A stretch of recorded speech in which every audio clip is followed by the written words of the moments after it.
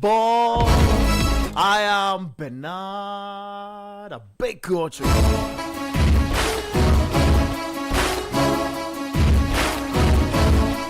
This is a moment to talk about Arsenal.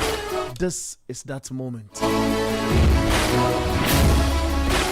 The day the Lord decided to, what's the right word I should, resurrect. That's the day that we are honored to discuss something that we never imagined. First it was the Carabao Cup. Second is the FA Cup. There's the Champions League and the League. This is not rhymes. But the Champions League and the League. You are live on our TV, on Channel 1 TV. You are welcome. Did I use my left-hand side? You are welcome. You on YouTube, Charlie, we are live. On Radio 97.3, you are welcome. If you are in your car from church, when there's a little bit of traffic, when the thing is red, type. Let us know what you feel about us now. If you just got home, tell wifey to take his time. Type the thing. Let us know about us now. Put on your TV. The moment you get home, put on your TV. And you just be doing your things and listening. Take the volume up on high and listen. This is your show. It's a Republic of Football. A moment of greatness in Europe. The latest update. You're going to have all of that here as well. We're giving you a breakdown of interesting stuff.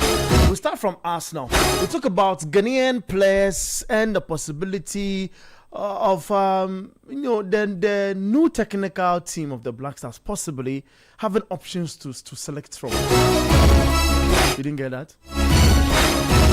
There are Ghanaian players who are playing their trade elsewhere in top leagues across Europe. We'll put a spectacle on them. We'll help our new coach. This is the time. We will help our new coach. So we'll discuss some important stuff about some players in the mix. The boys want us to talk about Chelsea. We won't that. So Sportville. Won't.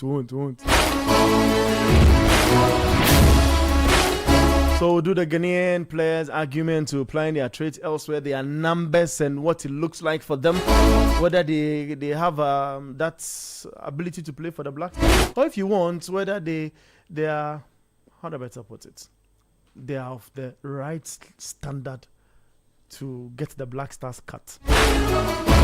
Do we even have one? 0539 986 996. 0539 986 996. You are welcome.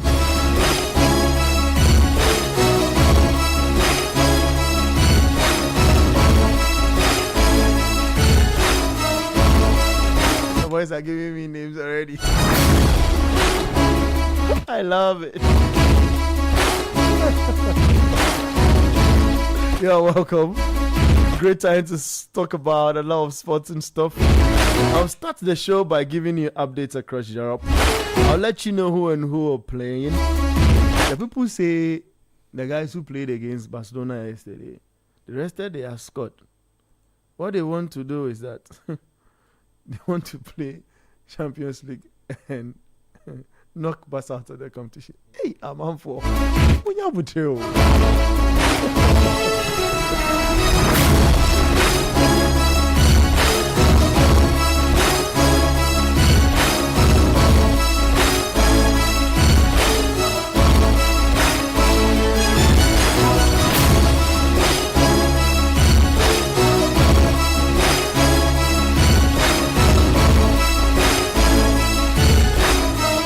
You are welcome.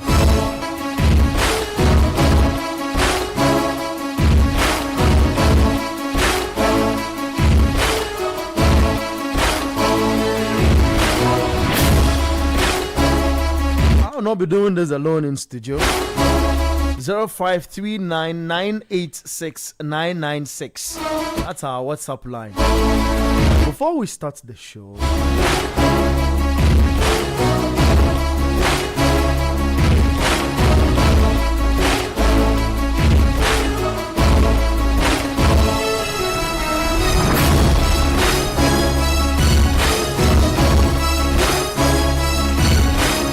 want to use this great opportunity to wish my father, Mr. Patrick Ochre Dako, an amazing happy birthday.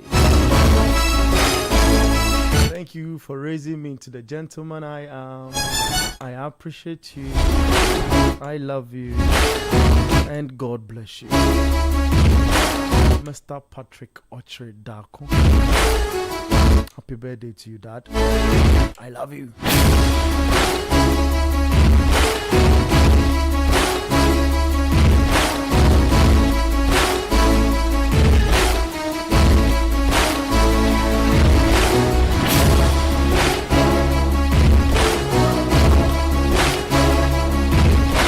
Let's start the show this week. Guys, how are you? Welcome.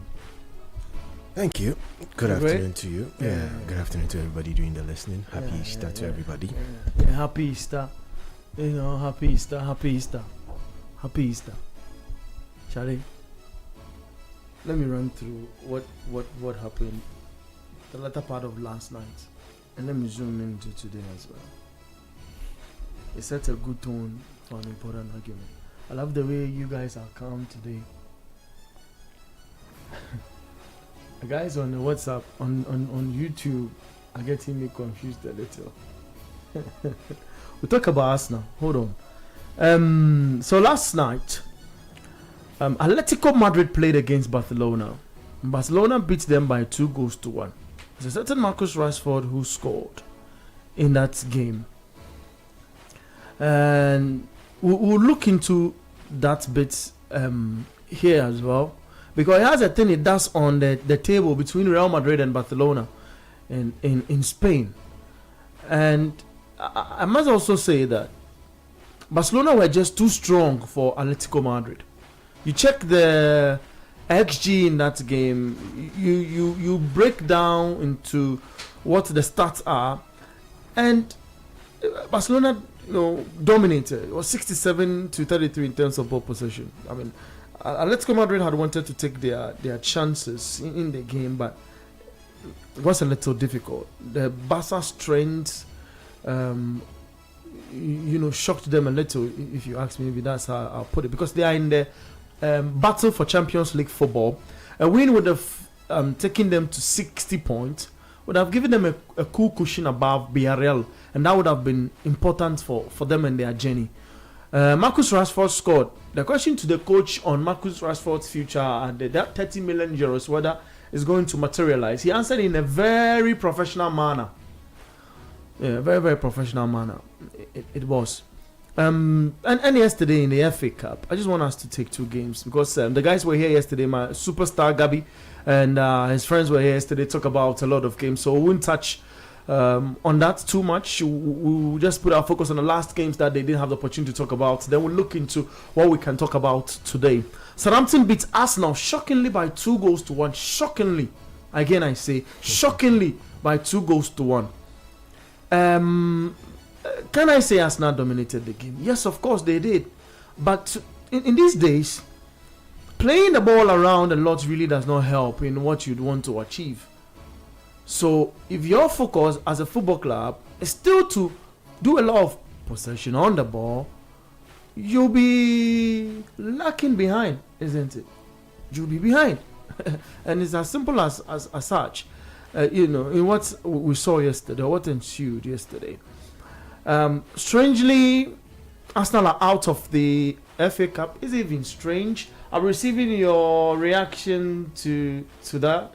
I want to hear from you as well, because you're also a serious follower of the game. The only difference between us and you out there is that we're able to come here every other weekend and do this with you on TV and on radio. So follow the analysis, latest updates from Europe, and I want to fetch the number of passes so that it will help the argument I want to build before I even get the guys into this whole thing. 524 passes for Arsenal yesterday to Southampton's 305. Okay, Southampton were before in the Premier League. Thunder Iket, is that his name? The coach's name. Sunday. Yeah. What's he's a German, so you know how the Germans play, right? And Arsenal's style of play resembles that of the Germans a little. They have to play a lot of passing around. It is today that they look to go long occasionally, and even with that, what's the name? But some companies introducing that as buying. So you meet a side like that, and the coach is Sadi's younger brother.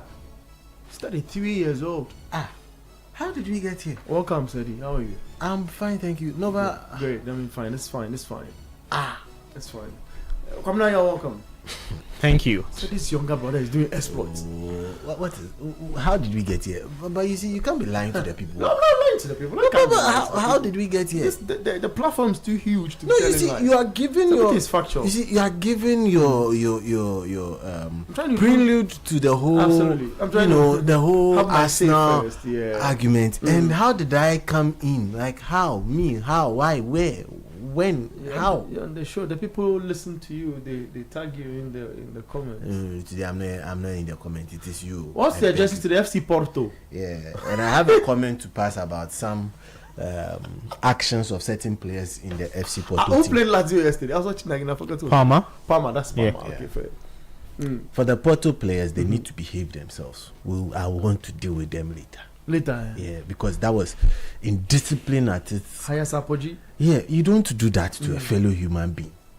We'll have to get into that later. But I want us to stay on the Arsenal discussion from last night because the game started late. The guys didn't have the opportunity to talk about it. So by way of updates, guys, if you didn't follow that game, if you did, I'm reminding you that Southampton beat Arsenal by 2 goals to 1. What is hurting is that I look at the combined market value of the Southampton players. Okay? The market value of the guys who started in that game. See, there's a problem. There's something we'll be talking about for a minute. And is my microphone okay? It's fine, right? My microphone is fine. Great. Because it seems like the heat is because I'm not hearing myself properly. We have to add this one to it. Yeah. See,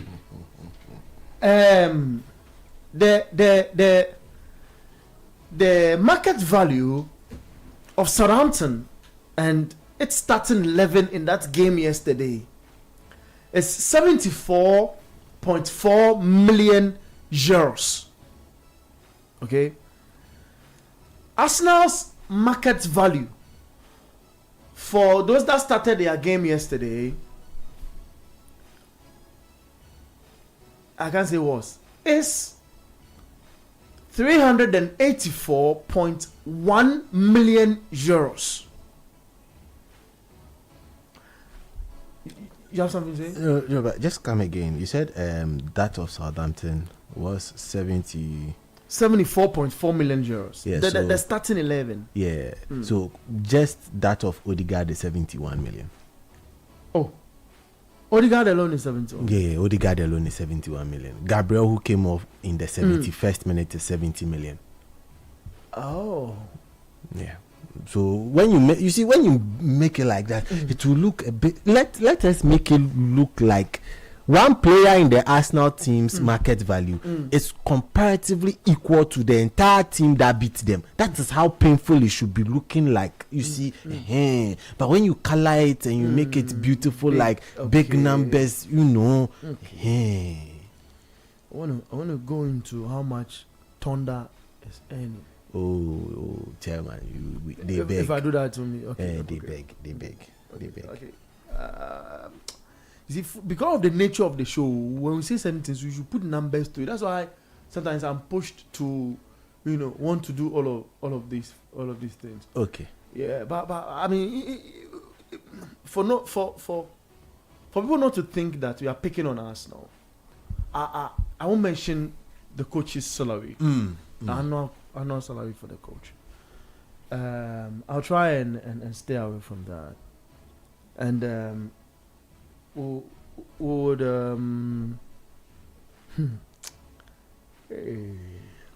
now I should mention it. Oh, they beg. Say please, they beg. Okay, fair point. Come now, you are good. Yeah, I'm good. I know you are itching. You are reading comments too. That's hard. That'll be hard. I'm good.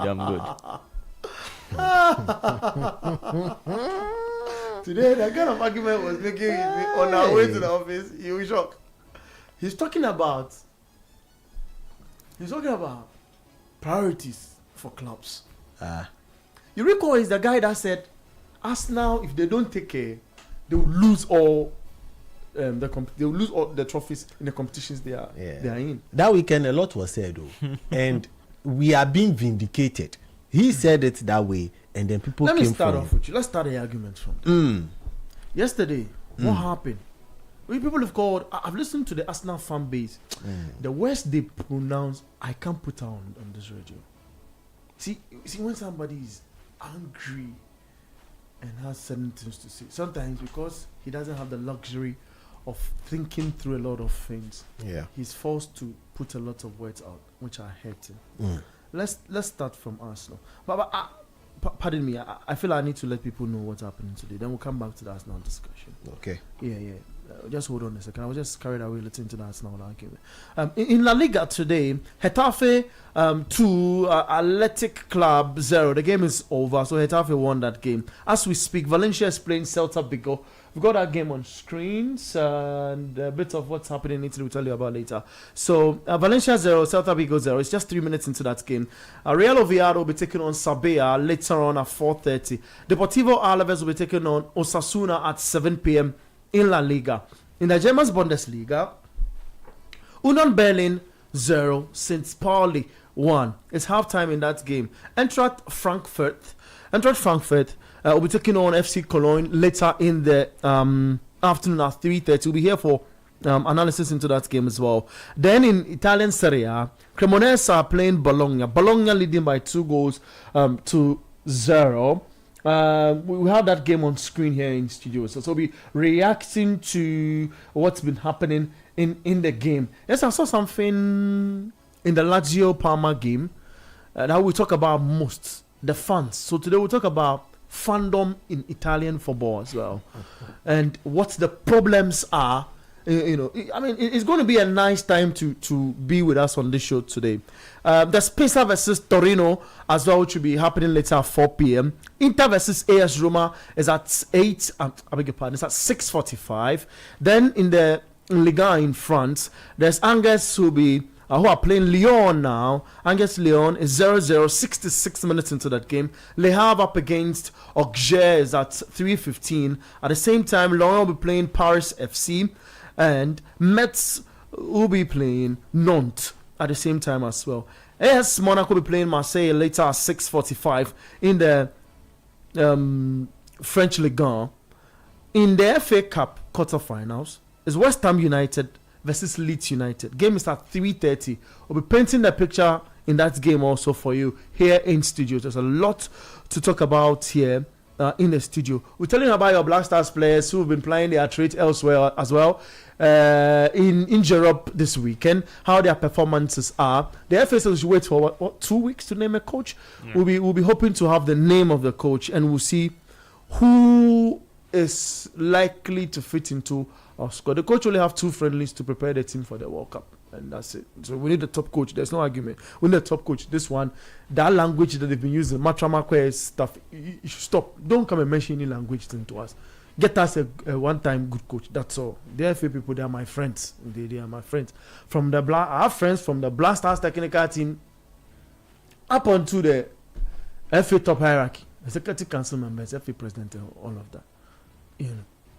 So if I'm saying this, I'm saying it that my boss is pleased. We need a proper coach. We are tired of this Otoado Chris shooting this thing. We want a proper coach. Give us proper coach. Like we Ghanaians, if we see the coach's CV, we are scared. Hey, Charlie, this guy there then means we'll win AFCON. We'll then even be thinking of winning a trophy than the performance of our players we'll be talking about later today. 0539 986 996. So that's the latest across Europe today. Let's walk through the La Liga table. In the La Liga table, Barcelona on top with 76 points.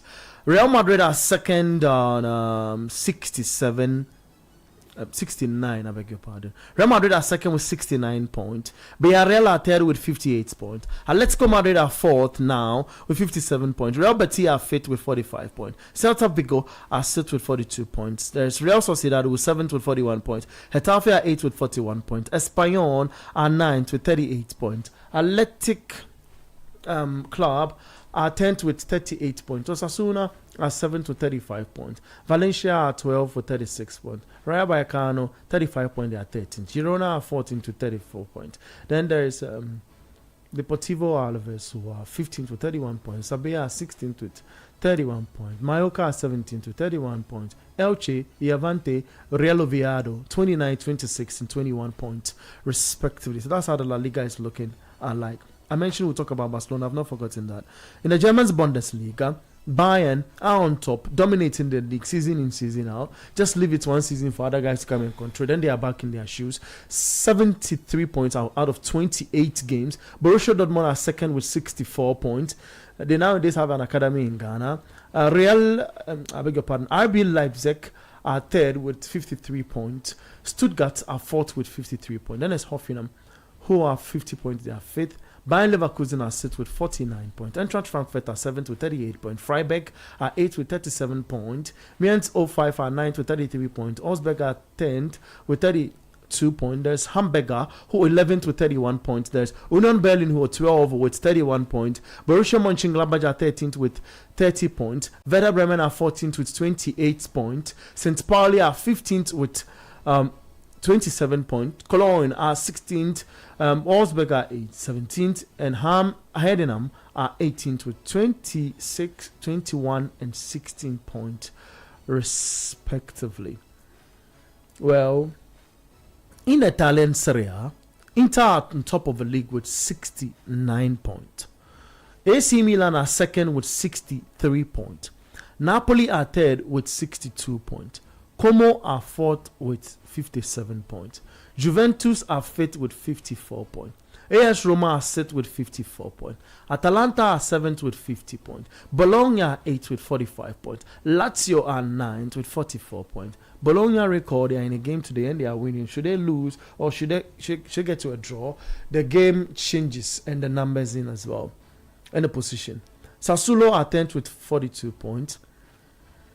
Udinese are 11th with 39 points. Parma are 12th with 35 points. Genoa are 13th with 33 points. Torino are 14th with 33 points. Fiorentina are 15th with 32 points. Cagliari are 16th with 30 points. Lecce are 17th with 27 points. Cremonese, Pisa, Hellas Verona, 27, 18, and 18 points, respectively, in the Italian Serie A.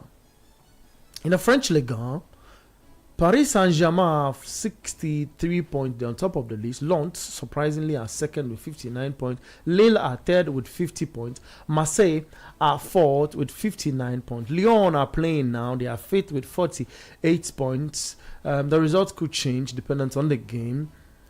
Rennes are sixth with 47 points. Monaco are seventh with 46 points. Strasbourg are eighth with 43 points. Toulouse are 9th with 37 points. Lorient are 10th with 37 points. Brest are 11th with 36 points. And then there is Angers with 12 with 33 points. Paris FC have 31 points. They are 27th. Le Havre are 14th with 27 points. 14th on the lock. Nice are 15th with 27 points. Auxerre, Nantes, and Metz have 22, 17, and 14 points, respectively, in the French Ligue 1. That's your way of updates. Manchester City are through to the semi-final of the FA Cup. Southampton are through as well to that stage of the competition. Chelsea are through to the next phase of the competition as well. So we'll see what ensues later today, dependent on how events will pan out in the Western Leeds United game. This is the quarterfinal of the FA Cup in England, and that's it. Sorry, I've spoken at large. I want us to break the Arsenal game down. What happened yesterday in a game that Arsenal dominated? Why should it happen this way? 0539986996 on Facebook, on beg your pardon, YouTube. We'll be reading your messages as well for you. So keep them coming. Yeah, let's talk. Well, Arsenal dominated the game for large spells of it. It was very, very much like Arsenal, just keeping the heat entirely on Southampton. Away from home, they were playing at the St. Mary's. Now, mind you, we've seen this particular kind of sloppy performance from Arsenal in the previous round in the FA Cup. I think they beat, is it Mansfield? Who are you talking about? Arsenal.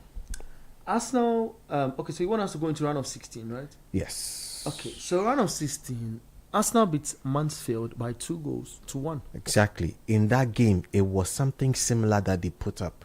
They were very sloppy in that game, but were able to get away with it because Mansfield themselves were not so good of a team at that point in time. Now, you come up against an Arsenal team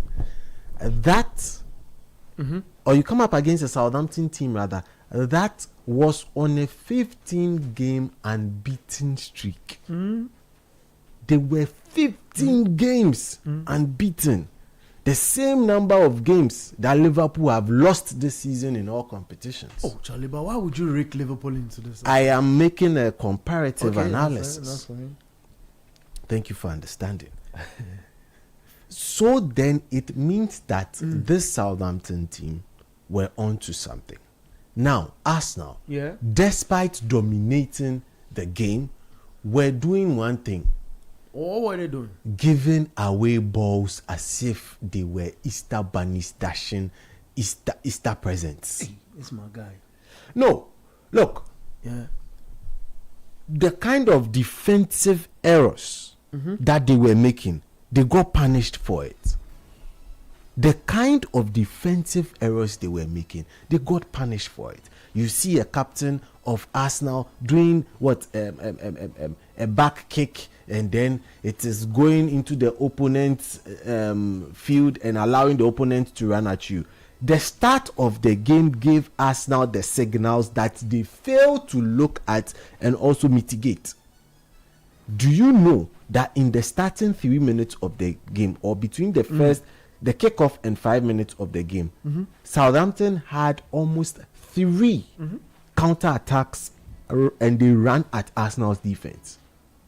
That should have been the cloud that told them that the storm about to come was going to be heavy. They left themselves in such a way that they were so, sluggish. I think the mindset with which they went into the game was more like, we have beaten these guys. It's a nice mentality to have, to go into the game feeling victorious. But if you don't act victorious, you would come out on the losing side. How can they act victorious? What you say, I see. Yeah. You're trying to zoom in from how they think going into game. Yeah. And last time, in the cup final, coach said right before the guys go out of the tunnel, that their faces looked tensed. And he sensed something negative. And it happened. It unfolded. Yeah. So, again, in such a manner, in that Carabao Cup final, they were going into it as favourites. Arsenal would now walk into every game they would play as favourites. They can't go and be approaching games with the Otto Addo mindset. You walk into a game as favourite, you need to establish it as favourite on the pitch. Football is not played just with the mouth. Football is played on the pitch. So if you are a favourite for a game, you go in there and impose yourself and make it, like, literally impose and scare your opponent. But if you go and you impose yourself and you are giving your opponent bait to come and attack you, your opponent who is on a fantastic streak, they will hit you and hit you hard. And they did that. Look at the time the second goal came through. 85th minute. There was nothing you could do. And even how Arsenal conceded that second goal is questionable. And the timing as well. Look, you can't stand in your box and people are running riot over you and you are watching them. Is it a circus? But what can they do in that instant? Abi, look, on the 60th minute mark, Arteta noticed that it was going south. He noticed that at that point it was going south pretty quick. He made a triple substitution. We already know how Madueke and then, Gyökeres have been working. No problem. Gyökeres comes in and then gets the goal. But Arsenal then failed to do something from that particular minute. Arsenal failed to build on that momentum to get an extra goal. Arsenal, after getting that goal, felt that they had arrived and Southampton were going to cave. That was the problem. I know that Arsenal fans will come and say they had a lot of injuries. If you had a lot of injuries, I'm seeing that on YouTube. No, I'm getting there now. If you had a lot of injuries, tell me why Gabriel would clock out of the Brazilian national team with the same knee problem, come into an Arsenal team, and in about a space of a week, his knee injury is quote unquote believed to have gone, and he still pulls out in the 71st minute for the same problem. Is this one injury or it is man management? You think it's man management? Come on, the player is not ready for the game. Don't play him. Don't force players to play. That is one of the reasons why Saka has fallen off the pitch. Because for a couple of seasons now, Saka has been nursing some little nibbles and injuries that keeps on reoccurring.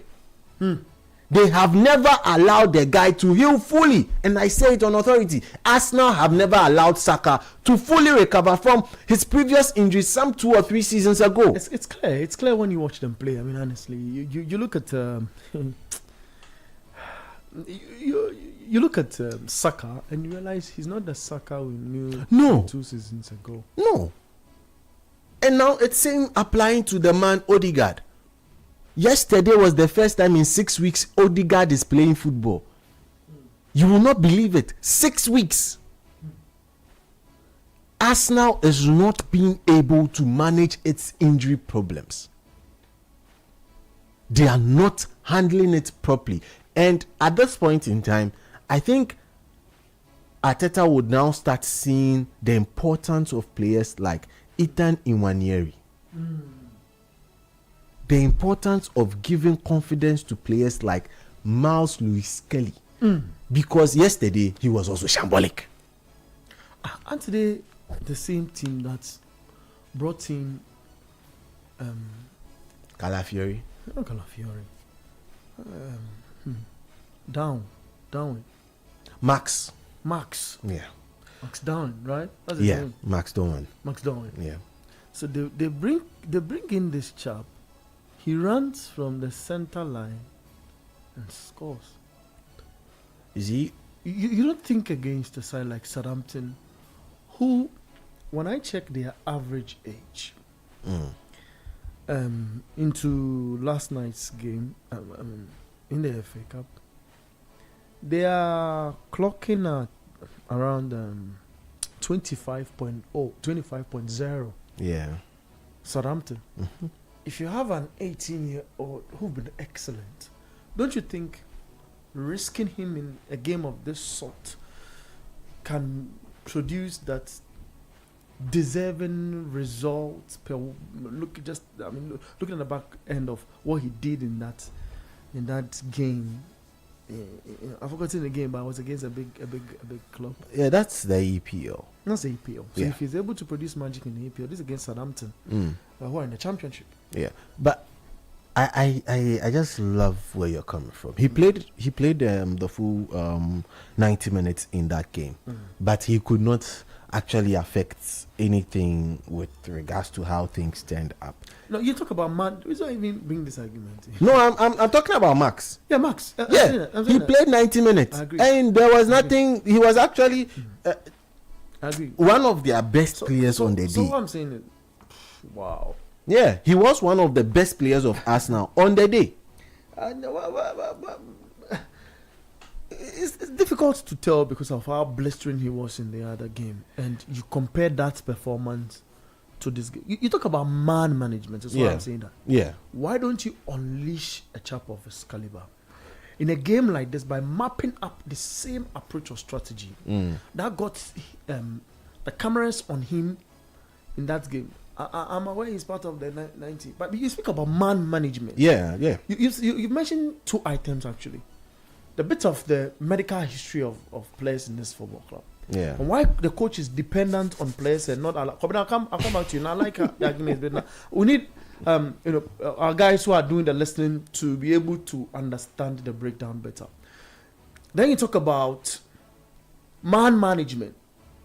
So now I say Max, right? Yeah. Dorman. Yeah. He plays in a game in the PL and shines with a certain approach, giving him space and letting him do a lot of runs on the ball, getting you the important result. You talk about man managing. You feel the coach should have given him a better role to bring that kind of zeal from him he exuded in the other game? In a different circumstance, you'd have expected the coach to do so. But Mikel Arteta does not have the luxury of time to be doing that.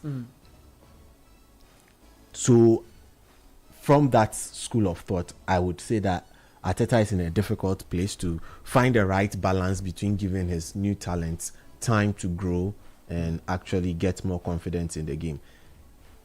Max is not the first person going through this particular kind of thing.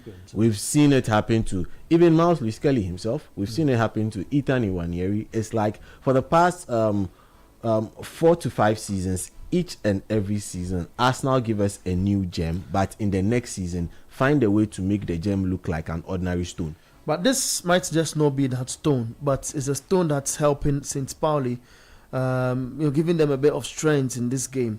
It's 52 minutes in Germany, and Union Berlin have equalized, so it's 1-1 in that game. Union Berlin 1, St. Pauli 1. Illich got that goal, the all-important equalizer.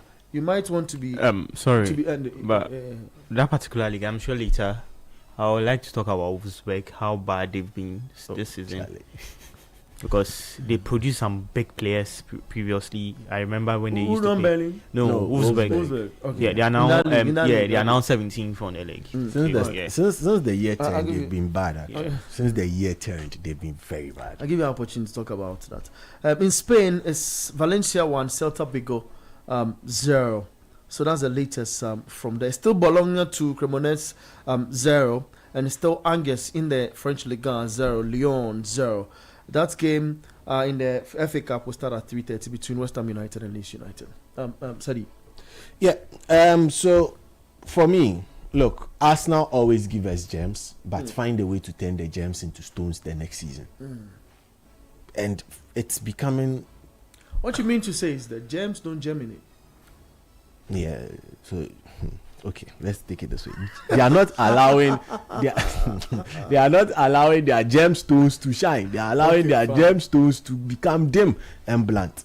Look, you look at that positioning of Arsenal, and there was a lot of space in the middle. There was a front overload, and then a cluster of defense and midfield players just hovering right in front of the goalkeeper. And there was a big gap between both. A space that the likes of Declan Rice would regularly be the man in charge of that spot. He's out injured, hence they don't seem to have anyone else to kind of slot into that particular position. You are playing against a Southampton. You would expect Odegaard to actually be that link this time around, because there is no Rice. Odegaard would need to take that role and allow Norgard to do the clearing and everything in that particular midfield. Fine. Now, you go forward, and then Kai Havertz, after his showing for Germany, is back to factory settings at Arsenal, not performing. Gabriel Jesus was piss poor. Ben White shouldn't even have appeared on the pitch. Miles Lewis-Skelly was lacking confidence. It is different for you to pass the ball and dominate possession with 64% or so, and yet still find a way to misplace important passes and get beat. That one is down to a lot of things. 2 weeks ago, Arsenal were singing quadruple songs. I remember sitting here and telling Arsenal to focus on just, consolidating the league on what they can get the most, which is the league. Because in cup games, just one bad performance will get them found out and kicked out. In the last 2 games, they have reduced it from a quadruple to a double. In the last 2 games, they've reduced it from a quadruple to a double. If care is not taken, they would reduce it from another double to a single. Because should they get whitewashed by Sporting CP in the first leg, then in the second leg, it has everything riding on it. But you have an EPL game over the weekend as well. So if care is not taken, Arsenal could go from a quadruple and then start singing a single. Which one would that single be? The single would be the league if they don't consolidate. At this point in time, it is theirs to lose. In fact, it has been theirs to lose since Christmas. Yeah. It's been theirs to lose. For the other ones, I said it here. One bad performance, just one bad performance will get you knocked out of a cup. I just don't want to remember that final they played against Man City in the Carabao Cup. In recent times, it's been one of the most underwhelming football finals I've watched. I don't want to see it again. That's fine. And they lost, and then they were telling us that a triple is better than a quadruple. Now they should come and tell us also that a double is better than a triple. Okay. Now, I've allowed Sedi a lot of time. For your information, Dennis Odo is starting at right back for NAC Breda. Together with Himself and alone. His man is on the bench. I don't want to bring any sort of argument in the studios. Anytime you wear your dark, I know today you are in black too. It's a serious business there. Today, do you have any minute you want to rant on somebody before we go into your discussion? Oh no. That's no, not it. no. You're okay with Garnacho's penalty? Yeah, I'm okay. Have you heard? Portville, Bechem United will score them. Hey! Are you sure Black Stars will beat Portville? For Portville, Black Stars will beat Portville. So Chelsea beating Portville by 7-0 is no news. It's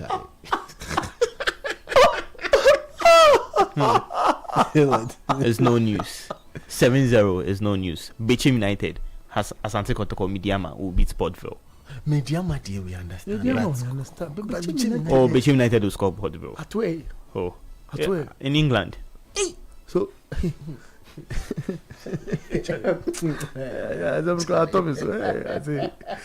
so you mean should we put the Bechem United guys on flight to go to England Yes, and play Portville. and play Portville? Don't lose. They will beat Portville. Wow. Are you sure? Oh. Are you sure? Don't complain about the cold. Forget it. They will beat Portville. Portville is not any team that Chelsea fans should be so happy about. You've No, but that's why I beg to differ for the Chelsea fans. You can only beat whoever is in front of you. Yeah, that's true. So allow the Chelsea fans to bask in their glory. They'll come for you. Okay, let's stay on the Arsenal discussion. Arsenal, yeah. What do you think is going on in this football club? I see you put a lot of points down. For I Arsenal, don't want to interrupt your yeah. argument because of the point. for Arsenal, it's very difficult right now. I feel like I don't know whether the players, it's mostly psychological aspect that they really have to check. Because whenever the season starts, Arsenal plays so well, but when they get to the middle, that is when the players draw back and they don't play so well. And that is so bad of how things are being played. Because the FA Cup game against Southampton, I understand it's FA Cup, and FA Cup, anything happens. But playing against a Southampton team that you feel like, oh, there's a team that I can beat them, and qualify to the semi-finals. This is a game that I'm sure every Arsenal fan, if you ask every Arsenal fan, they'll be like, who'll be Southampton? But they never anticipated that Southampton will come in with a different formation, and that was a brilliant one from the coach of Southampton, because you could see clearly that yesterday he played a more aggressive, high-intensity game and not giving spaces for Arsenal to get hold of the ball a lot. He saw that the midfield of Norgard and Odegaard was kind of weak, so he made sure he disrupted the midfield of what's the name, Arsenal. So that was a bit confusing for the Arsenal players, and he also saw that the best thing he could do was playing high balls, playing long balls. He read the game well. He read the game very well, and the long balls also really helped him a lot. For a player like Lewis Kelly, I blame Arteta for his performances now, because Arteta doesn't give him much playing time. This is a player last season, he played most of the games, and I sat here and I commended Arteta and Lewis Kelly himself because of how Lewis Kelly was playing as an inverted role, playing as a left back, able to push to the middle. I remember that game he played against Real Madrid at the Emirates Stadium when they won by 2-0. Was it 2-0 or 3-0? They won by 3-0 at the Emirates Stadium in the Champions League. I sat here and I was so happy about how things were being done. But fast forward, that new season, and Lewis Kelly is just confused. Lewis Kelly is not playing so well, and it's very, very bad of how things are being done. And because Arteta has not given him a lot of playing time, that is why he's playing that way. That is why he's not having a lot of minutes, and he's not playing the best of time that you expect from him. So for Lewis Kelly, I just feel like if Arteta sits down to see how best he can help them, because he's a very talented player, very good one, that if Arteta gives him more playing time, he's going to be very good. And Arsenal just needs to check to see how best they can help the club, because from quadruple to treble and now to double. So we don't know whether double. I'm very sure they'll just win one trophy. That one, I can beat my chest and tell they'll win one trophy. Hold on. Don't win the double. Hold on. What you're saying is that Arsenal will win only one trophy this season. It will be like how Liverpool last season. Liverpool were like, we win the quadruple. At the end of the season, they won the Premier League. So which of the trophies is clear for Premier League? They can't win. They were the guys who were on top when the new format of the Champions League go. Like the table format. Liverpool were also on top last season, the new format of the Champions League, but they were still eliminated.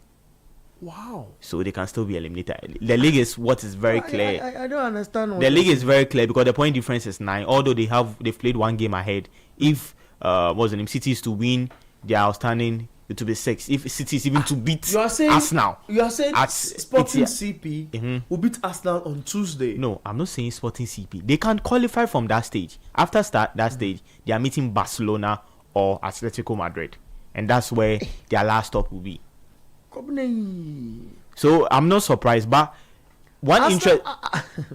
Arsenal beats Sporting CP, and they'll face Barcelona or Atletico Madrid in the next round. Fair point. And one interesting fact about the game yesterday was that Southampton Arsenal have played already like 4 games in the cup competition.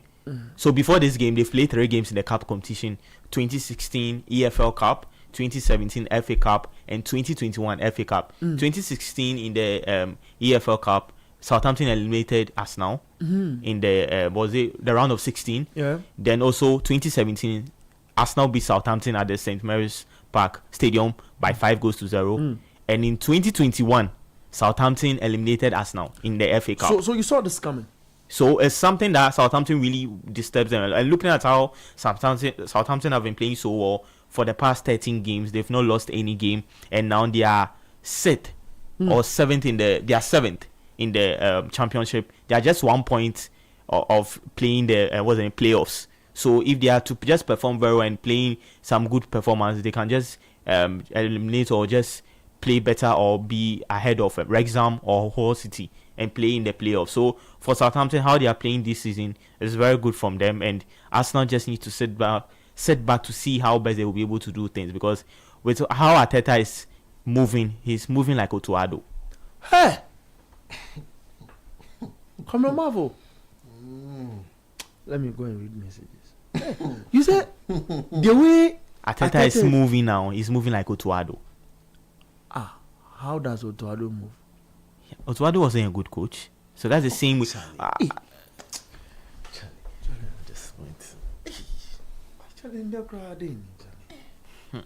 Christ has risen. Christ what's on wrong? a fresh note. Like we are starting everything on a fresh note.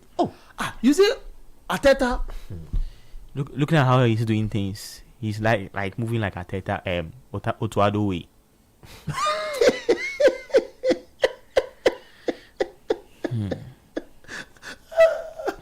Oh, Charlie.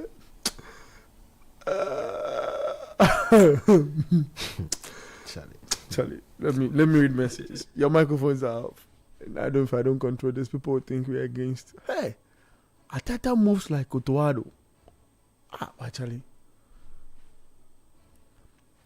Kobinamo says Arteta and Otuado are nothing more than glorified PE teachers. Charlie.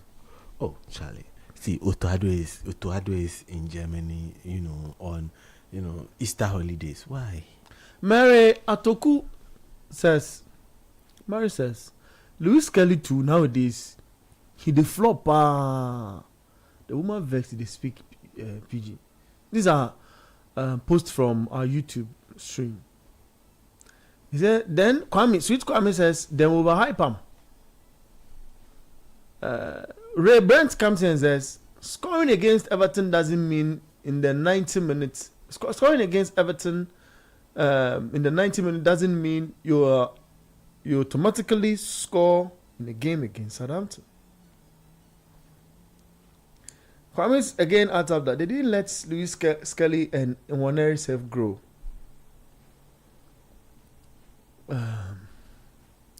Kobinamo says Lewis Kelly has only played 300 minutes this season. Give him some bits of break. Man hasn't had game time. Mary says, so sake of game time, you can't pass the ball. Yes, Mary I charge you power. Hey, don't joke. Brent says, Ben White, big 2026. Shocking that Tuchel rated him ahead of Trent.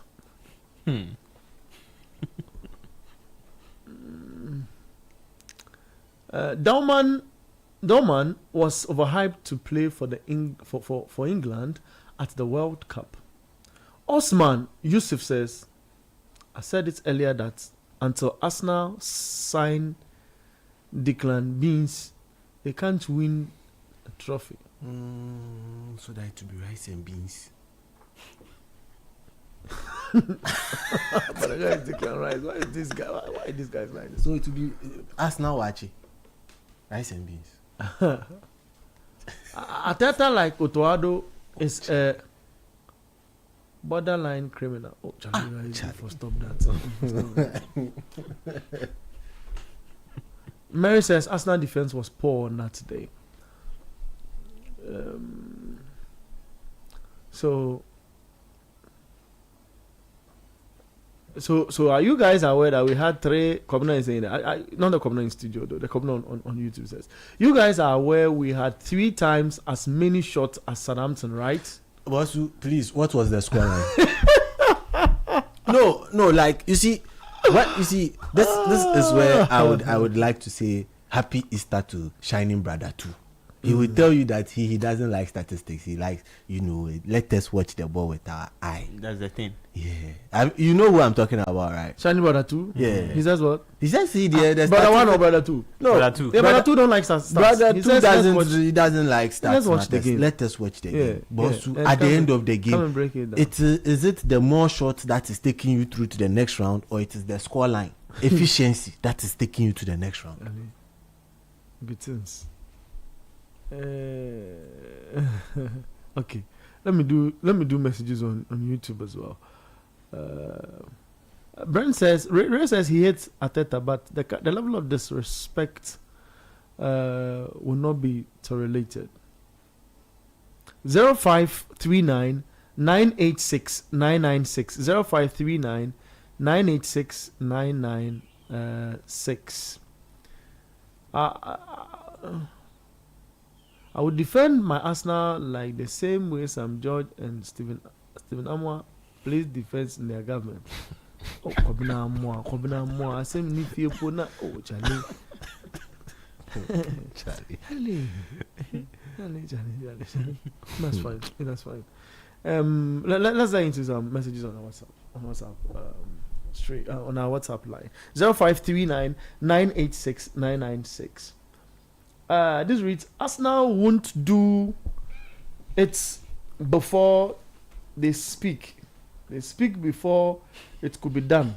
From quadruple to treble to double. What's his name? Daniel Plaka. Arsenal, there, unless they replace Ho United, they need to banish them from Europe. Apostle inside Winneba. Tell you how my people in Winneba doing. Say hashtag Republic of Football. It says, good afternoon, City Sports. I'm Hot Babs from Airport. I told you earlier that until Arsenal signed Declan Beans. Okay. I get you. You are the same person who's on our YouTube stream says they can't win a trophy. Their ladies are also knocked out by Brighton. I don't know whether their ladies will sign Declan Yam or what. Charlie, you first stop that. Charlie, I bet you can talk. He enjoys being a pundit more than a host. I believe he sometimes forgets the host. Oh, Darby. Dying from Panta. Dying, Charlie. I had talk before I go eat too. So if I know, that be the nature of a job. But I have to explain before, we get into the discussion to help your argument as well. I can finish watching Arsenal's game and then I want to cry. I'll just switch to my gaming console, select Arsenal and play like the way they should on the pitch. Record the whole session and replay on my TV. Silicon, you are crazy. Hey, Silicon. The guy says, if you watch Arsenal play, like the thing they feel they worry him, so he go cry small, then he go switch off in TV, then he'll go to in gaming console, then go play the game and then carry Arsenal win the game, then finish up, he record the show, the game, and then come play for the TV top. Then they sit down there, they make happy small because Charlie.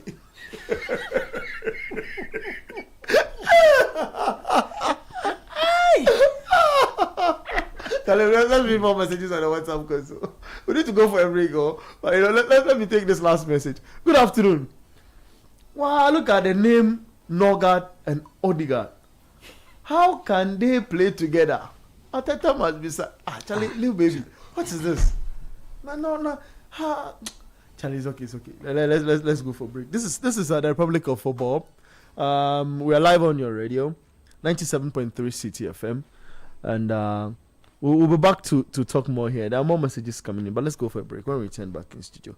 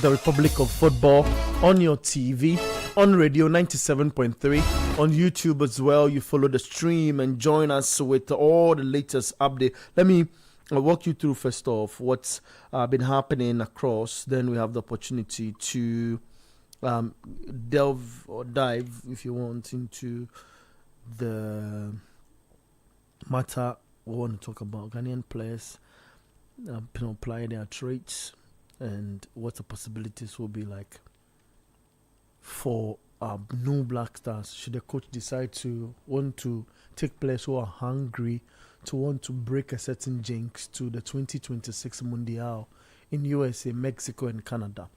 Let's start from Spain. Well, it's halftime in that game between Valencia and Celta Vigo. So in that game,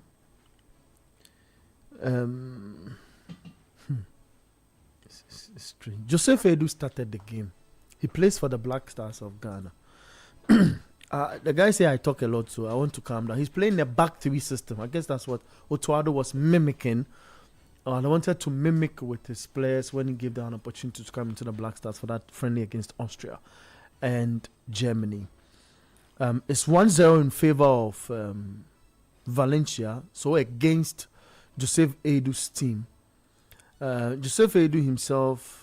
All right, let me not talk. Let the guys come in. Guys, let's start from Spain and run through to see Ghanaian players and their exploits in there. Joseph Edu starts for Celta Vigo.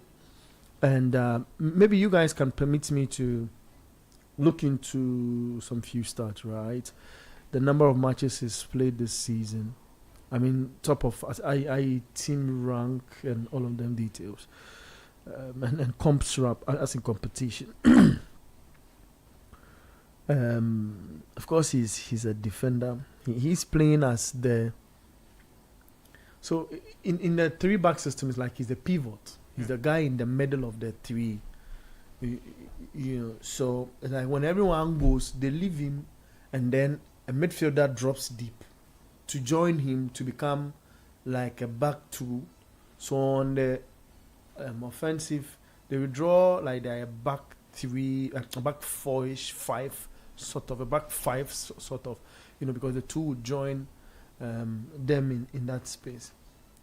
Edu, has he been excellent this season for you? Said you finished your argument, Kobna, right? Before I went on the break. Yeah. Or you want me to start from you? I'm fine. I can start. Okay. I can start here. Let me start with you. Joseph Edu, is he his performance this season in Europe? Oh, okay. Derek Korn. Okay. Substituted off.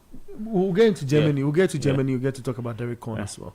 But let's start from Spain, like I indicated, in today's games. Do you have you loved his play so far? His numbers so far. Okay. I'm struggling to. Yeah, I look at his stats. The unfortunate thing for him this season is that he got injured and he had to stay back for quite some time. So because of that, he has not had a lot of playing time. And the fortunate thing for him is that after the injuries that he has been able to play some games. And I remember the game that they even played in the what's the name, Europa League, that they eliminated Lyon, Olympique Lyonnais. The team have qualified to the quarterfinals. Celta, they've qualified to the quarterfinals of the what's the name of the UEFA Europa League, which they'll be playing Freiburg on Thursday. Yeah. So it's a very good one for them. And in that game, he played 90 minutes in that game. They played away, and the subsequent games that they lost last week against Alaves, unfortunately by 4-3 after leading 3-0, and now he playing this game against Valencia. Joseph Edu has shown glimpses of him being a very good player from his days when he was playing even in the Ghana League and he moved to Europe. He's been very good centre back. From international allies? Yeah, international allies. And he moving to Europe has been very, very good. I even feel like if a player like Salisu is not... I actually commented on him in 2015 when he used to play. When he used to play Inter Allies. So, okay, that's brilliant. And I feel like a player like him if Salisu is not playing, if Salisu is injured, I feel like the next thing the next player that we have to get to replace him is Joseph Edu. Joseph, if you get a pair of Joseph Edu, but and his weakness in a back three is he's error prone. yes, that is it. So I'm sure maybe I'm just hoping a new coach. You have a feel that even if there's a new coach, we should still have our players playing in the same manner they play in Europe for continuity's sake. Is that what you're saying? Oh no, it also depends on the new coach and the kind of system he wants to play. Because if the coach comes in and he knows very well that if Joseph Edu plays as a three-back system, there's a lot of mistakes that he does.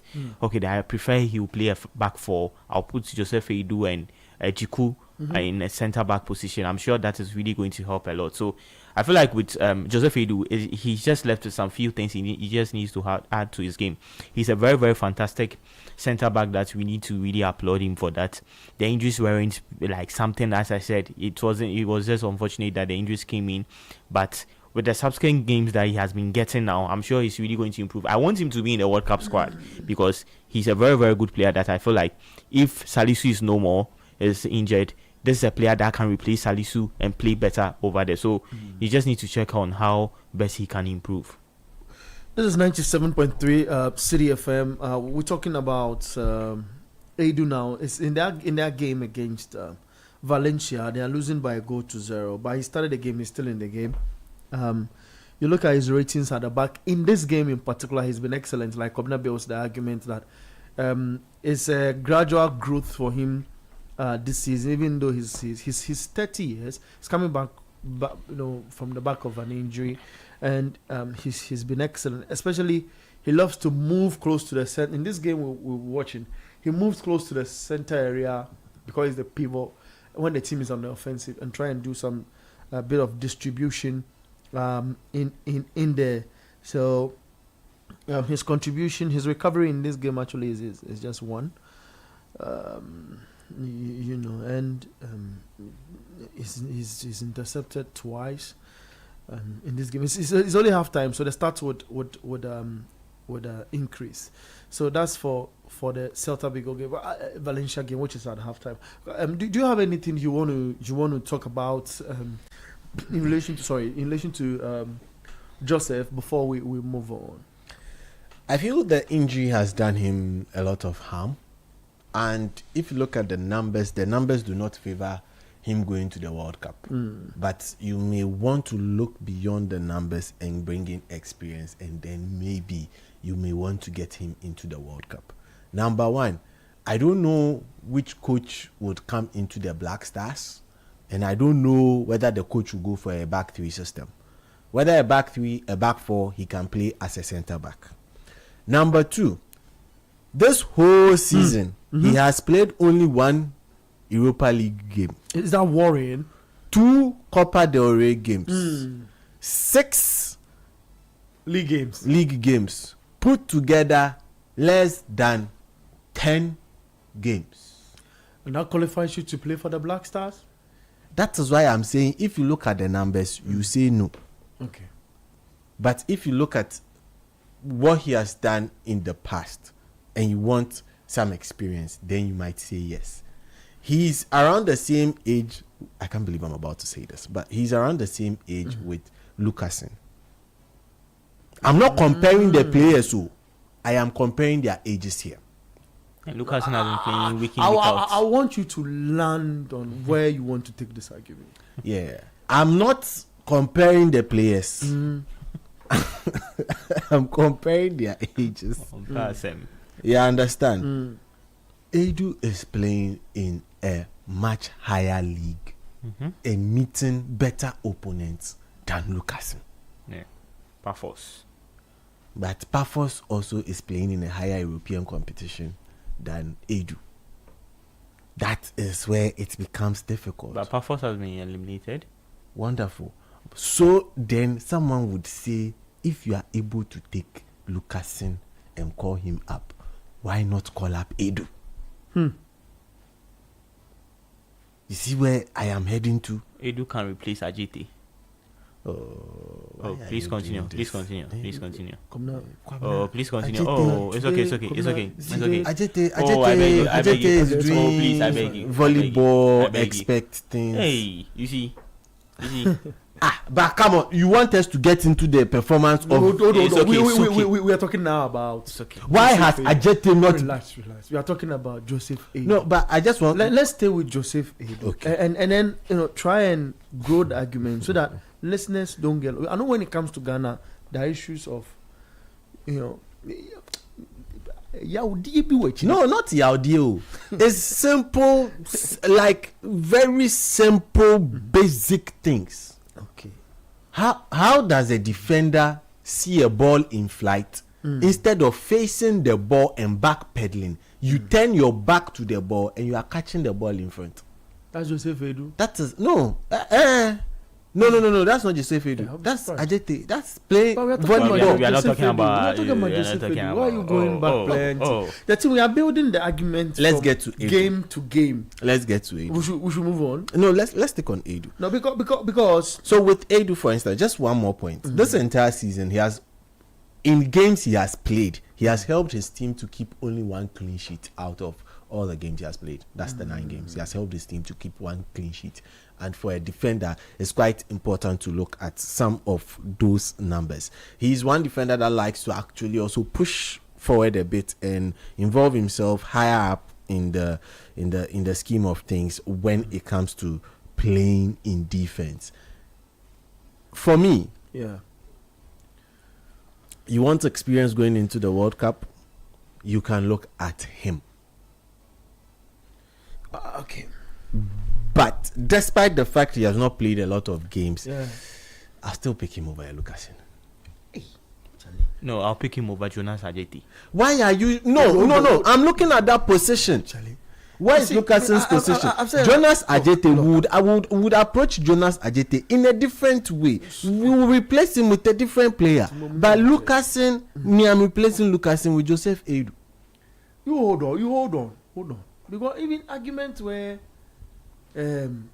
Otuado is not inside, then he takes three. Like today, you both have to take your time. Let us do this nicely. So Celta Vigo at halftime are losing to Valencia. We have a Ghanaian player interest in there, and that's Joseph Edu. We've highlighted that. Let me see what the people are also thinking on the other side. There's a serious problem in the Black Stars. So that Ajete guy, I don't trust him one bit. He must start from the bench. We are all here, and we will all see this little baby with that message. I no longer bet on football again, but rather boxing. Because even if I lose, I know the one that let me lose my bet got beaten. One best beating in his life. Better soon come Chelsea. Better soon come Chelsea. Randolph, survivor from Abum. The last name Ashifla. Is that a word? Maybe. There's no difference between Arsenal and Black Stars. Oh. Whether win, draw, or lose, still me, I'm for Chelsea, he says. Okay. I love the Bodless Arsenal FC produce. Very convenient. I love the bottles. Okay, I love the bottles Arsenal FC produce. Very convenient and durable. Plaka. You are a controversial guy. You Plaka.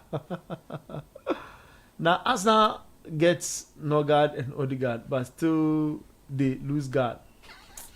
Hey, Tete. Tete says that message. They get Norgard and Odegaard, but they can't guard their middle, so they lose guard. Yeah, That'd be that'll hard. be hard. So the game in Italy between Cremonese and Bologna ended 2-1 in favor of Bologna. So nothing changes up the table. Let us now move into Italy. Let's still stay with Spain and finish up with Spain with the Ghanaian interest in there. It's 3:21, and there are a lot of things to talk about. News coming in indicates that Thomas Bergerson, Thomas Bergerson, he's done exploit. Oh, why is this thing going? Okay, so PSV have won the Eredivisie title. The same PSV of Anslot. Eh? I don't know what you're talking about. They have literally run Forgive away. me for the Thomas Bergson thing. Thomas Bergson is a singer. I wanted to put his song in a description. Or something.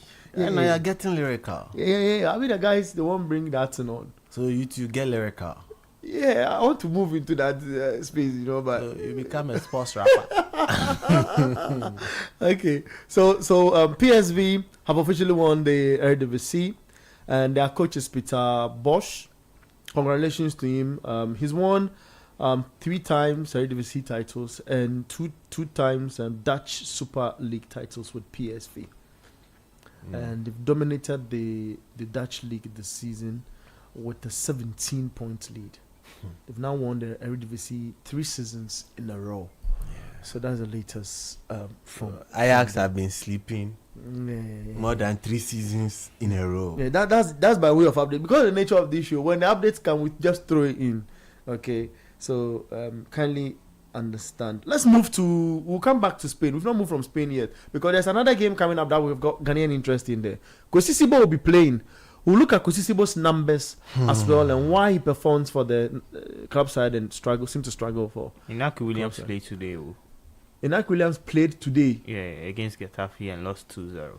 He played 90 minutes. I'll let you talk about that. The way you raise the point, it means you have something to say. Hey, Kobna, tell me, and then who had you? And then Charlie, no, Kobna had you. I tried to skip that thing, then he bring me back. Charlie.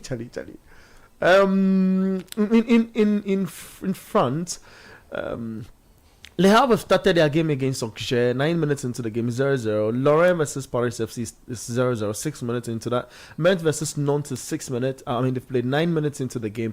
It's still 0-0. So that's the latest updates across. In the Bundesliga, St. Pauli is still playing against Union Berlin. It's 1-1 in that game. Let's talk about the. Komna, tell me about the performance of the Ghanaian boy before we move to Kosisibo. Inaki Williams. Yeah. Excused himself from the international duty. Yeah. The Black Stars.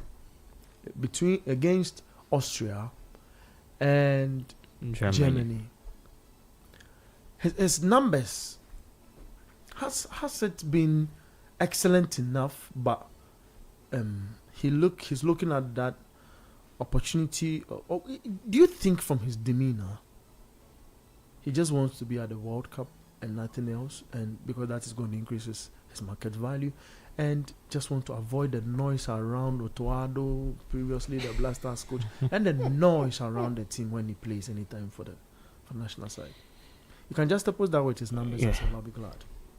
For Inaki Williams, there's a lot of pressure on him, especially when it comes to the Blasters. And even this season he's also been off a bit because of injuries. And so far this season, in the La Liga, or in all competitions, he has played 31 games, scored 3 goals, assisted 4.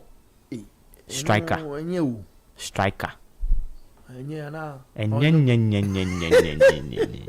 Is he an out and out striker? No. He's a forward. He's a forward. And yesterday he performed poorly in the team. That was today. Today, Yeah. oh, what do I keep saying? But the previous game that they won by 2-1 before this game, he assisted both goals that Athletic Club played.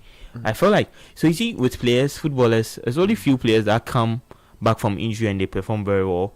There are some players, when they come, it has to take them some time, and that's one player, Inaki Williams. It has to take him some time before he's able to play very well. And he's one player that, when it comes to the Blaster, there's a lot of pressure on him because people want him to do so well. We know the things that he has, that he can do and can improve and can play better.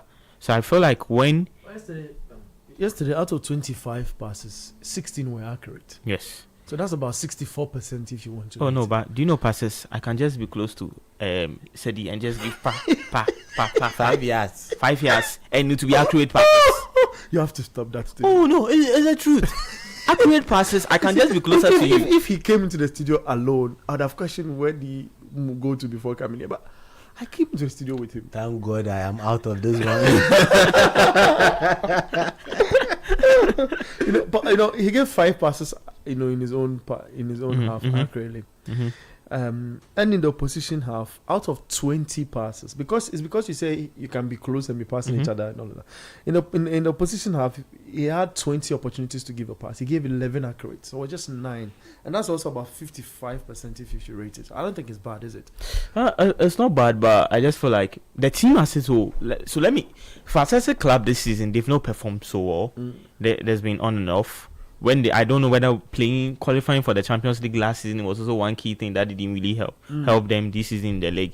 So they are not playing so well. They are about 10 for 9th in the league table right now, and they just need to improve on how they have to do things. They are 11th on the league table right now, and they just need to improve on how to do things. So because of how bad they are playing, it is affecting the whole team. And one player that is affecting is Inaki Williams. We need to see our Black Stars players getting more minutes as he's doing and performing so well in their leagues. Because when they perform so well, when they come to the Black Stars, now God being so good, Otuado has gone, and we'll have a new coach. So I'm just praying that the new coach that comes in is going to bring in a very good system that will make the players play very well. Because if you play so well in your club football and you come to the national team and the coach, you see your bench, your coach is not someone that is very encouraging. You can't play very well. So I'm very happy about how things have been for the Blasters so far. And I'm very sure if he improves a bit in an athletic club, when it comes to the Blasters, he's going to replicate that same good performances that he has done at athletic club to the Blasters. Wow. This is 97.3 City FM. You're live on TV, on Channel 1 TV, on YouTube at City Sports Ghana. We welcome you to our show. This is the Republic of Football. It's majorly based on updates from Europe. Today we're looking at clubs that's been playing. The Ghanaian players on the second topic for the day. The Ghanaian players who are applying their traits in Europe and how we see their numbers ahead of a year that's gotten less than 70 days to a World Cup, which Ghana will be participating in the USA, Canada, and Mexico. 0539-986-996 is your WhatsApp and test line. It's your WhatsApp line actually. 0539-986-996. 0539-986-996. Let me do some few messages. Then you talk about the SIBO. You won't talk about it. No, just a quick name. Look, we should be looking at Tofik Seydou. Tofik Seydou? Yeah. Yes, they came in. It came on against Atletico Madrid. Atletico Madrid versus Barcelona in that central midfield position. Say that thing again. Tofik Seydou, he's 18 years old. 18 years. We need to add him to the pool before Spain gets him to play for them. Tofik Seydou. Let's dig a little. We need to add him to the pool before Spain gets. We should not make that mistake with what's my German brother's name? Is it? The player that was called by CK, and he didn't come. Ago. Yeah, the defender. Not he didn't come. No, he wasn't interested. He came on. But he didn't get any Don't play let time. me get out of the Tofik Seydou. Okay. You say he plays for what? Athletic Club de Madrid. Oh, yesterday he came on. He came on yesterday. Yesterday. Yeah. He came on in the 68th minute. Yeah, 68 minutes. Yeah. So he played about 22 minutes yesterday for Atletico Madrid. Atletico Madrid. And we also have some chaps with the hold on. Barca Hold on, team. let us grow this gradually so that the if we are fans looking for laterals, some of us can find the laterals for our coaches. You understand? Now people want to take the scouting job from Otuado. No, because Tofik he was not Seydou. finding them. Let's look into his numbers. Tofik Seydou. Yesterday replaced Clement Lenglet. And tell you guys, you sure you need to mention some names? You like the players, then be wild. No, we are not saying them be wild. You see, at this point in time, the Black Stars, we need to look at building ahead. You understand? We need to start looking for the likes of Thomas Partey's replacement. We need to look for the likes of Jiku's replacement. We need to look for the likes of Benjamin Asari's replacement. We need to look for the likes of Jordan Ayew's replacement. You know, we need to find, even Iñaki Williams, we need to start finding replacements for all these lads. Fine. So, in finding replacements, some of us are digging deep in the annals of the European football. Okay. Me, I know you give me some time to clarify some myth around calling European players versus calling local-based players, home-based players. Let's not waste time on Tofik. Let's not waste time. But we should call him into the pool. There'll be a new coach. So for Tuado, he's gone. He had a 40-man squad that he selects from any time he needs to turn his eye. There's one player injured, he needs to fill in. So that one. And the filling in was what we saw. And the filling was filling in. Stop it. Let's move forward. Move forward.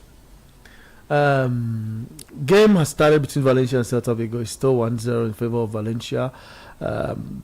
Pisa Torino will be later at 4 p.m. Inter Roma later at 6:45. We'll move into Germany. We'll talk about Frankfurt Cologne. It's 3 minutes into that game. Guys want to talk about the who's ever was in Spain that you guys want to talk about? Kwesi Sibo. In Spain, I'm talking about Germany. In Germany, would Derek Cohn? Cohn will also go to Jonas Ajete. He can't escape it this afternoon. Jonas Ajete can't escape. Maybe his team is the one that Kwabena wants to intentionally talk about. Yes. Yes. That's why I said I want to talk about Wolfsburg. Hold on. He was a main Hold on. Let's come to Kwesi Sibo. He's in the lineup this afternoon in that game against Sabea. He's playing as a double pivot with Nicolas Fonseca, a guy I love so much.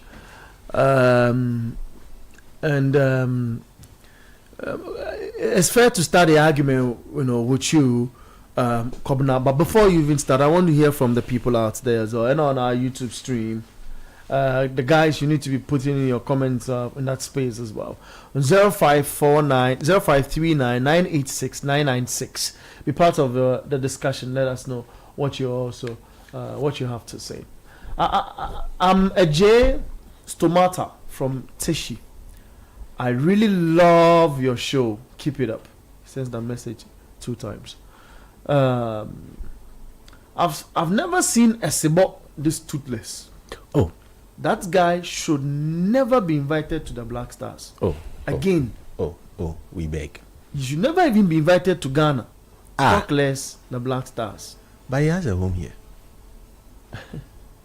This is who is doing this. Kankam. Kankam, you for stop that. That's Kankam's message. Kobna, Sibo starts as a part of the double pivot. You look at Sibo's numbers this season. Get us into it. Okay, so Kwesi Sibo, this season is he started the season so well. No, should I say so well? So he started the season with getting a lot of playing time for Real Oviedo. I like how you put it. Yes, playing time for Real Oviedo. Equalizer from Celta Vigo. Oh, there's an equalizer from Celta Vigo. Yeah. Is that Joseph? No. Moriaba. So it's 1-1 between Celta Vigo and what you call? Valencia. So he started the season and getting a lot of playing time for Real Oviedo. Later in the season, Santi Cazorla just made him just be on the bench for a lot of games, and Dion Denka, former Leicester City player, made him be on the bench for a lot of the games. And in January, he wanted to move away from the club. He's been a guy who's been on the loan train. But fortunately for him, he played one game and it's just did it so well for him. And since then, he has been getting a lot of playing time. So it's been good for Kwesi Sibo, because the main thing is that you have to get a lot of playing time. But the only question for Sibo is that when it comes to the Blasters, it's very difficult, because the kind of system that is being played in the Blasters is different from what's being played at Real Oviedo. And the way he's very dull on the ball, and he just needs to improve on a lot of things. For Oviedo, I'm not surprised he's getting a lot of playing time this time around, and I just feel like he just needs to improve on some key things in his footballing area, especially his passes. His passes is one key thing he has to really check, because Sibo can play games and he can just misplace a lot of passes in the game, but when he gets a lot of passes, he just needs to be getting the passes accurately and making sure the tackles that he goes for. I understand maybe sometimes you want to go for tackles as a defensive midfielder, but they should be accurate tackles. You shouldn't go for the player. I understand there are some aspects you can go for the player to avoid maybe any goal, considering any goal, but you have to make sure you do some accurate tackles, and he has to make sure, as I said, the tackles is one key, the passes is one key thing he has to really check in his game, because he does a lot of misplaced passes that you sit down and just be watching and you don't know what he's doing. So that's one key thing that needs to be done with him. So the more playing time he's getting this time around, that needs to improve him, and making sure he improves on a lot of his games. If there are some few things that he has to check to really improve, like as I said, he just needs to check doing more training, just learning to be very good in what he has to do to make sure things are being done so well for him. Sort of a defensive midfielder. He's played 16 games out of 20 this season. That's some 1,320 minutes for Kwesi Sibo. I've only not loved his trajectory from Cheetah FC here in Ghana, moved to Ratu, Ratu, that's another club in Armenia. Then he gets opportunity to play for Watford on free. All this movement is free. I mean, respectful. Then he moves to Albania, plays for Skanda debut in Albania. 2-3. Oh yeah, that was on loan from Watford. Okay. Then the loan spell at Watford ended. He went to another loan at Ibiza. UD Ibiza is in Spain. Yes, in Spain. Then that's another loan. So the loan again ended in Watford. Then the Ibiza guys took him on loan again. Then the thing ended again. Then he came to Deportivo Betis in Spain. What a goal! There's a goal again. Celta Vigo. Yeah. Beautiful. Oh, that's nice. Beautiful Celta Vigo to Sabia one, Valencia one. Beautiful build up, and look. Something special, isn't it? Valencia they are sleeping in the game. After the goal, after they conceded the first goal, they've just been sleeping in the game. This is from the back to the front, passing from the right hand side to the left hand side, clean, cutting that ball back and allowing Lopez to just really back that one. Yeah, to back that one in, and a beautiful goal. Just cuts that back into the penalty box, takes his time, repositions himself, nice. and then slots it That's in. nice, Lopez. because there were guys in front of him, but the manner in which he picked the first post and then goes for it. I mean, it's excellent. Beautiful. It's excellent. So Sibo plays for Betis in Spain, and moves free to Amoribeta, also in Spain. Yes, that is the Segunda Federación Group 2. Wow. Yeah, then gets the opportunity again on a free to Real Oviedo. The free man. So he's a free man. Yeah, he's a free man. Because he's the free man. The free man. So today he's in a setup to play against Sabia. You look at his numbers and what you've heard in his transfer history. You just oppose that with the Black Stars and all of that in the mix. A talent we should give it time to allow him in his growth. Looking at the new Black Stars coach and all of that.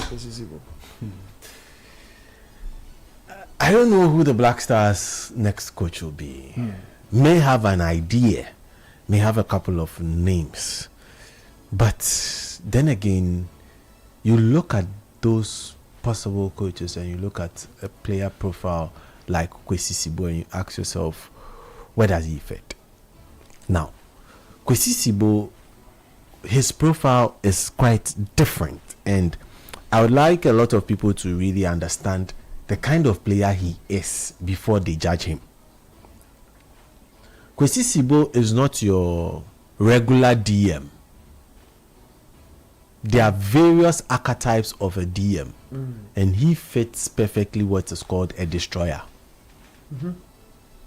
He might not be Castro, but he's a destroyer. Oh, Charlie. That'd be hard. No, Charlie. I won't let that go. That'd be hard. He just knows how to actually intercept balls and destroy the opponent's advancements. His forte is not passing the ball. There are a lot of Ghanaian midfielders who know how to destroy and then also combine that with passing. But for Sibo, it's all he has got bombs in his pockets and he just drops them on opponents and destroys their advancements. Sweet. But when it comes to those other things, so now he takes the ball, and what next does he need to do? He needs to release the ball to a player to advance play. And in situations where there are players closing him down from the opponent's team, then it becomes a problem and he cannot give a pass. He sometimes gets the ball, he's not getting options to pass the ball to, and he cannot also drive the ball forward. So are we capitalizing on his strengths as a national team? Maybe not. There's 1-1 between Le Havre and Auxerre. There's 1-1 in that game, and we have a lot of Ghanaian interest in that game. Of course, that's why I'm putting it out. So we'll come there because there's a Elisha Owusu in the picture. Yeah. For Auxerre, we'll have to talk about. Yeah. So let's move on to the Kwesi Sibo, finish it, and then we'll move forward. Just putting it down to one thing, we have not profiled Kwesi Sibo well. He's one of the misprofiled players in the Black Stars. Not for him, it is not position wise, it is role wise. Okay. What's that disparity? You can be a right back. I am a right back. Okay, typical example. You consider Frimpong a right back. You consider Trent a right back. You consider Rhys James a right back. But these players, you put them in that right back bracket, but all three are different kinds of right back. Okay, I get it. There are people who have strength in the defensive organization, people who are just better like a Trent in the offensive. Exactly. So that same thing applies to Sibo. He may be playing in the DM role, but his role as a DM majorly has throughout his career has been to destroy. He's not that particular player you expect to take control play from deep. No, he won't do that for you. He's not that player to offer you that long passes you might seek. He's not that player. He's not that player to give you those on occasion line piercing passes. He's not that player. He's just a player to destroy. So do we need someone to really be destroying, hacking and doing that thing in midfield? If that is it, we go for a Sibo, then we are sorted. Okay. If we want something else, then we need to look elsewhere. I think the coach gives him the nod because he feels he's an excellent player, and talk about the qualities you mentioned. He's able to give him options in that area. Why he put him into Real Viado start this afternoon. Are you of the opinion that look, given time, this is a material Ghana can truly rely on Kwesi Sibo? Because Partey's legs is aging. Sibo is 27 years old now. Partey in 27 was fantastic to watch. You see, that's what makes it difficult, because look, we need to see a certain evolution. We've seen it with Partey. We've seen it with the likes of Sule Muntari. We've seen it with Antoniana. We've seen it with Michael Essien. We've seen it with Ajiman Bedu. You understand that particular role? We've seen it with a lot of players, but we are not. If we are not seeing the evolution, I don't want to put age into perspective here, but in that role for the Black Stars, I believe you should be a destroyer, one, and also be someone who should be able to pass the ball very well to break opponents' lines and occasionally drive. I don't think at this time we have the laxity to entertain that. So for a squad player, I'm all for it. There are certain times in games that you are leading and then you need someone to just stop the opponent from running right out at you. Sibo is your guy. Okay. For a squad player, I'll go for him. For a starter, I doubt. 0539 986 996. Let me read some of your messages on YouTube. So keep the messages coming from that side. I'll have to read a few from there. Send a link. Let your guys also do the watching. Today we've crossed borders. We're doing a lot of chat about the Ghanaian players in the mix. We've already had a bit on Arsenal and how they play and all of that. So I'll start here.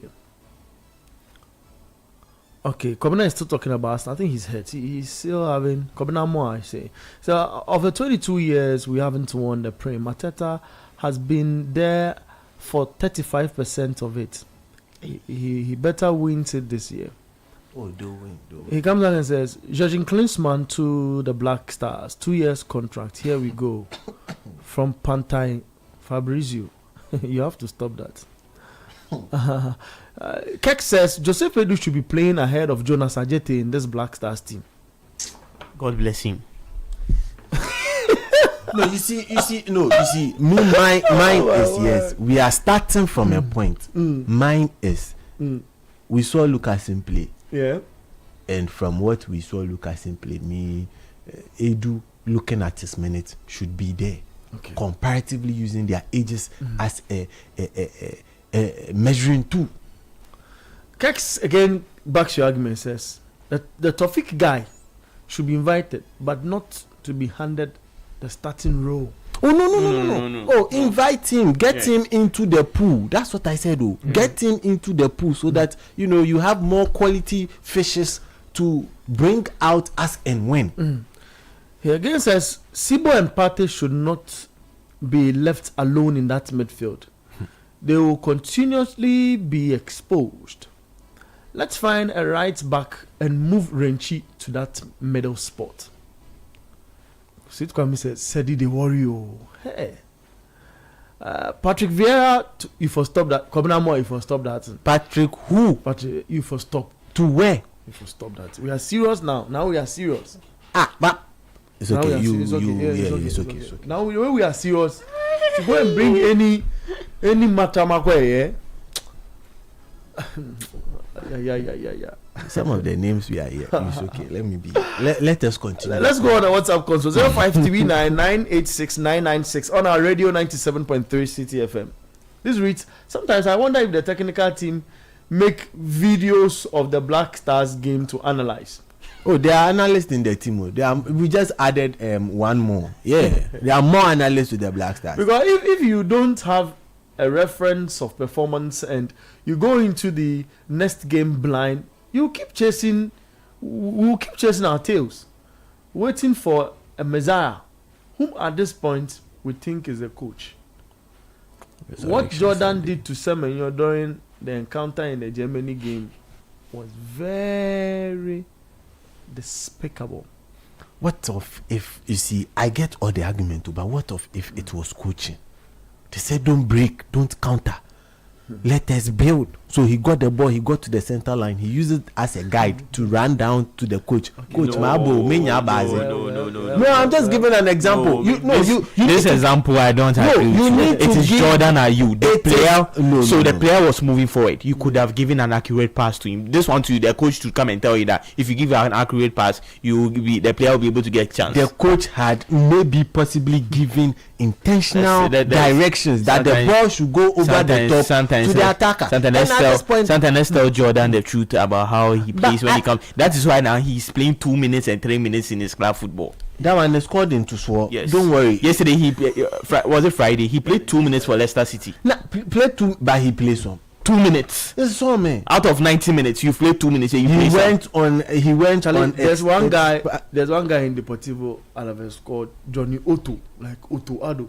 Work on that guy for me. Let me see if he has straight in Ghana. Johnny Otto. Yes, please. Charlie. Oh, he's 32 years old. You forget it. Charlie, blah. Never. No, but as we are able to go and bring in Lucas in the no. On a more serious note. Okay, that's fine. Spanish player. You see, in some regard, Yeah, he's a Spanish player. at some point in time, I feel that the Black Stars collapse should be angling towards the Chelsea mode of recruitment. Hey, what do you mean if you put those words together? No, Chelsea's mode of recruitment as it stands now, beyond 25, you are not getting a starting bet. You are not bringing you into the pool. Okay. Let's continue in Let's continue. let's move to Germany. By way of updates, it's still 0-0 between Cologne and Eintracht Frankfurt. 1-1 between St. Pauli and Union Berlin. The game is ended. Let's see what we have of Ghanaian interest. Derek Atakon was subbed in that game. Between Union Berlin and St. Pauli. Atakon was subbed in the 81st minute. What it means is that he played the greater part of the game. Governor, you said you wanted to talk about Wolfsburg. Yeah. So you hold on. That game was yesterday. Yes. So hold on. Let Sedi talk about the Atakon experience for me. I like how you put it. The Atakon experience, which flattered to deceive in both games. Oh, hold on. You see, Atakon in his team, which is Union Berlin, solid, play in a formation that was similar to what Otto Addo deployed him to play in. Otto Addo deployed to play in, i.e., 4 in the middle, 3 at the back, a sort of a Jordan pivot, and 2 guys up front. Yes. In Semenyo and Edu. So he's like an inverted, what you call? Like a wing back. Like a wing back. Yeah, left wing back. And that is what he has been doing for Union. And he has been performing very well for Union. The Ghanaian pressure. It is not about the Ghanaian pressure. That is where it comes down to what I always say, that it is not all 4-4-2s that are equal. AKA, it is not all 3 backs that are equal. You can have a 3 back, you can have 4 midfielders. However, the role given by the coach would make you look bad or good. Okay. You know, in this our job, your production executive can make you look fantastic or ordinary. True. You get where I'm coming from. Yeah. So he has been fantastic in this particular shape for his team. So the Union Berlin production team works i.e., the technical team works more in a fantastic fashion than the Black Stars technical team. Where I'm going to. Because for me, I was disappointed in his performance when he came. Looking at how long we have chased him, we brought him in when when FIFA had not yet approved his switch. We brought him. That particular experience, I was like, I was at the stadium with you, right?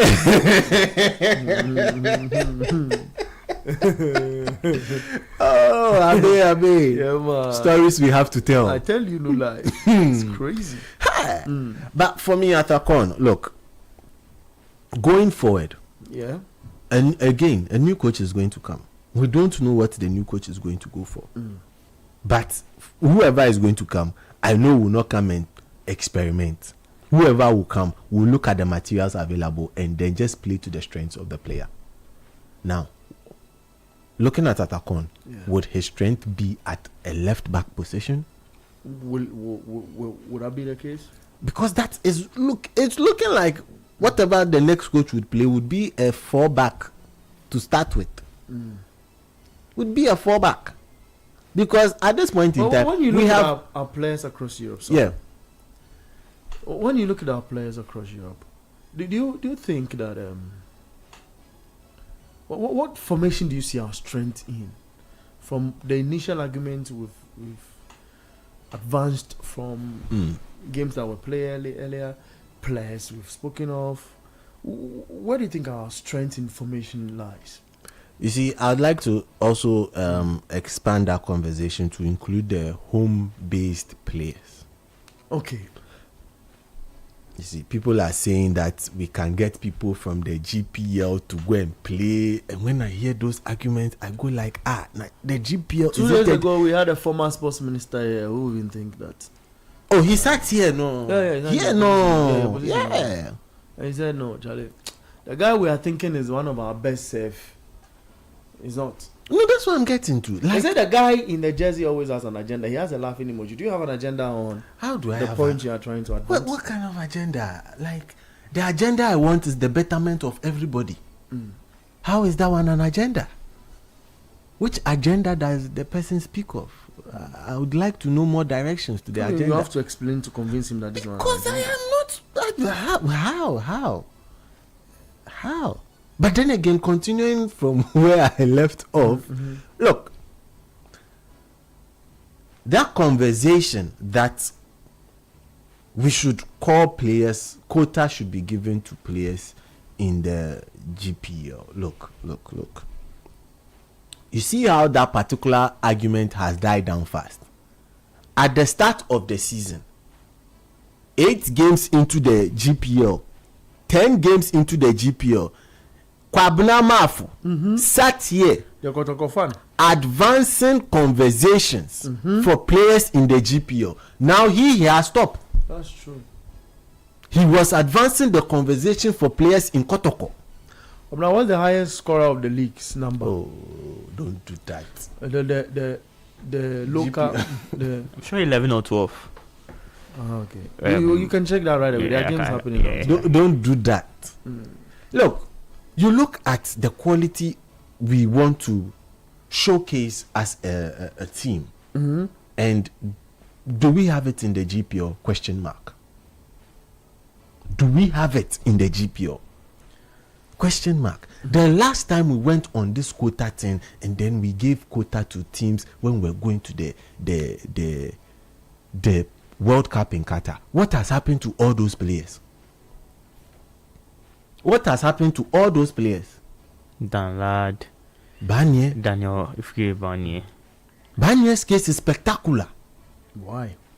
Chef's case, spectacular. Okay, so 11 goals. Okay. Atakumi, 11 goals. Augustine Okra, 11 goals. Good old Augustine Okra. Yeah, good old Augustine. Yeah. And we've played how many games? 28. It's the 28th week. Yes. Let's continue. Now, we are going to a place. 28 games, 11 goals. So, it is just that. But that's fantastic. What is Semenyo's goal? Semenyo before joining City was having like double 13. figures. No, he was having double figures. Yeah. He was third goal from Celta Vigo. Third goal from Celta Vigo. Yeah. Oh, interesting stuff. So they were on the losing end at the 80th minute. There's a Willow 2 scored. Yeah. It's Celta Vigo 3, Valencia 1. So Joseph Edu is jumping and all of that around some guys, hugging people in there. It's nice to see Ghanaian team member win his game. But now you were talking about something. Sedi, you were talking about something. So I'm saying that we are going. So at this point in time, CAF has said that enough of the home-based Black Star business, aka Black Galaxies business. We are only doing stars. Unfortunately, that has affected them because they would need to really pump up the quality to meet up with what the team is looking for. If Otto Addo could not find a right back in the teams that are playing in the GPL, then whom mamai? I want to say something, but it's okay. Hey, Where are you going?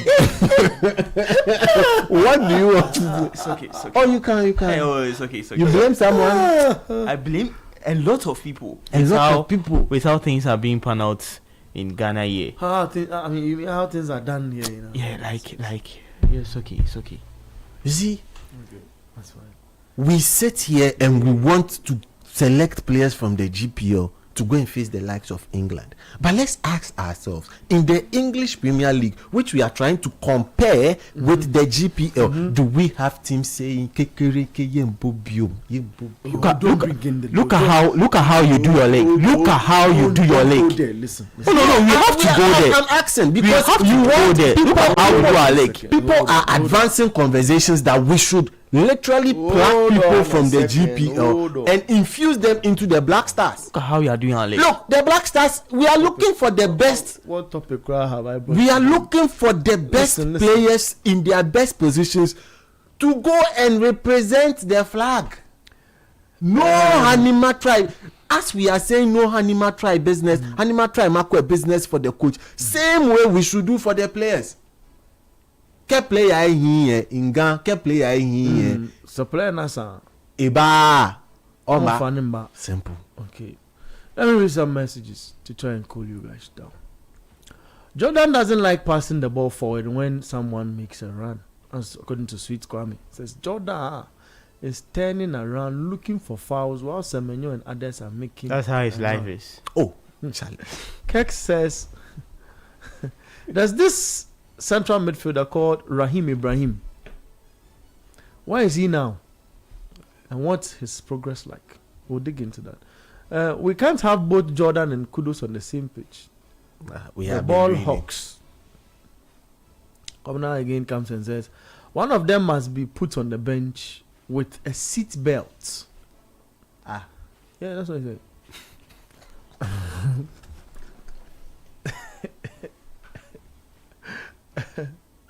Okay. He says, we need to get a proper coach who bench Jordan and build a new team around Semenyo.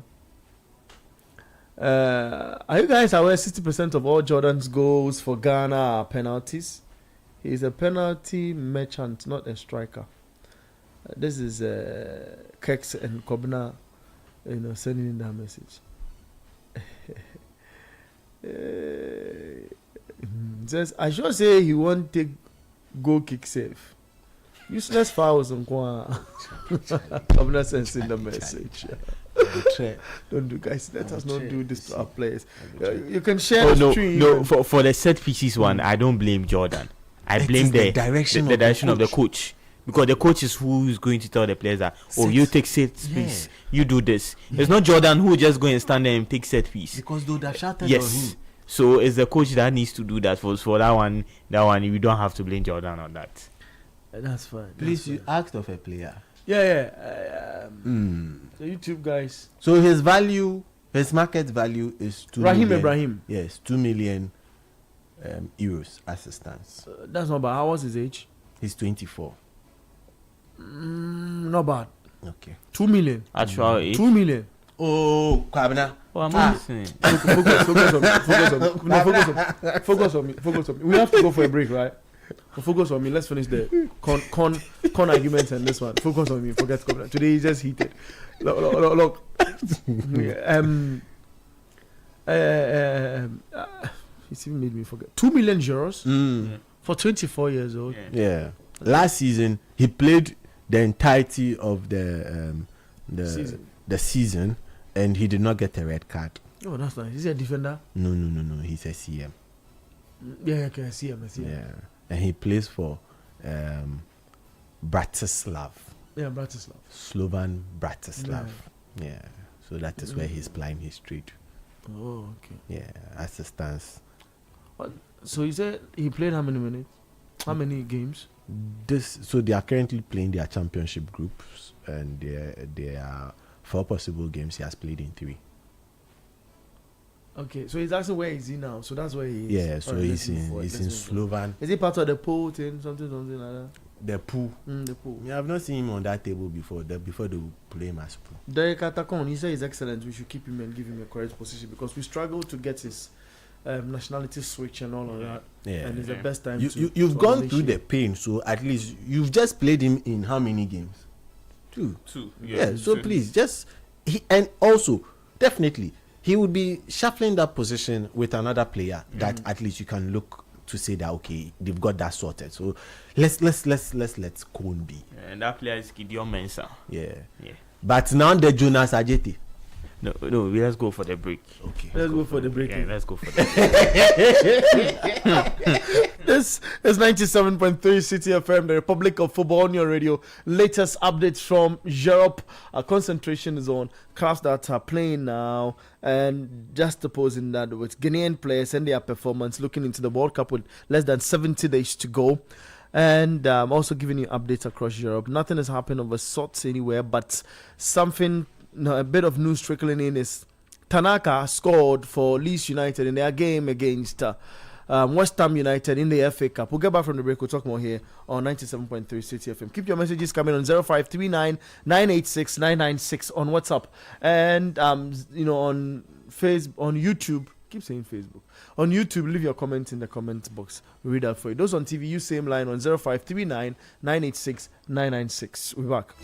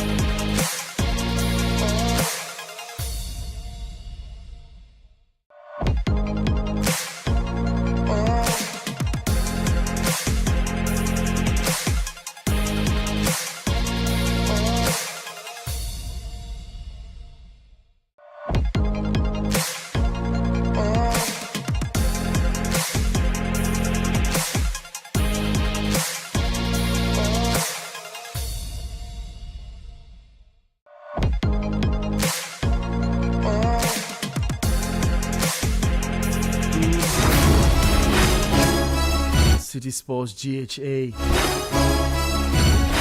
Welcome on board.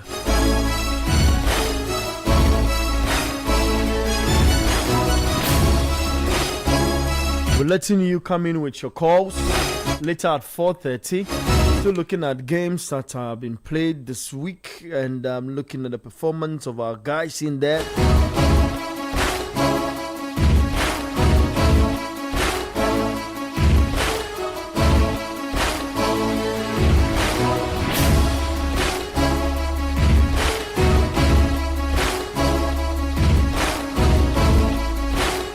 Eo Tanaka scoring for Leeds United.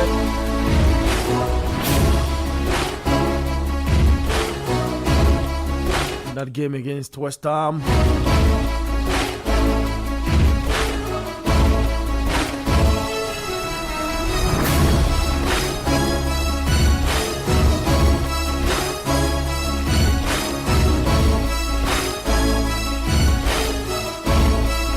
Japanese, a 27-year-old Japanese getting the job done in this game. Let's move on to we are in Germany now, right? Kobna, you say you wanted to talk about a game in Germany yesterday, and a Ghanaian player in Wolfsburg setup who were beaten by Bayern Leverkusen by 6-3.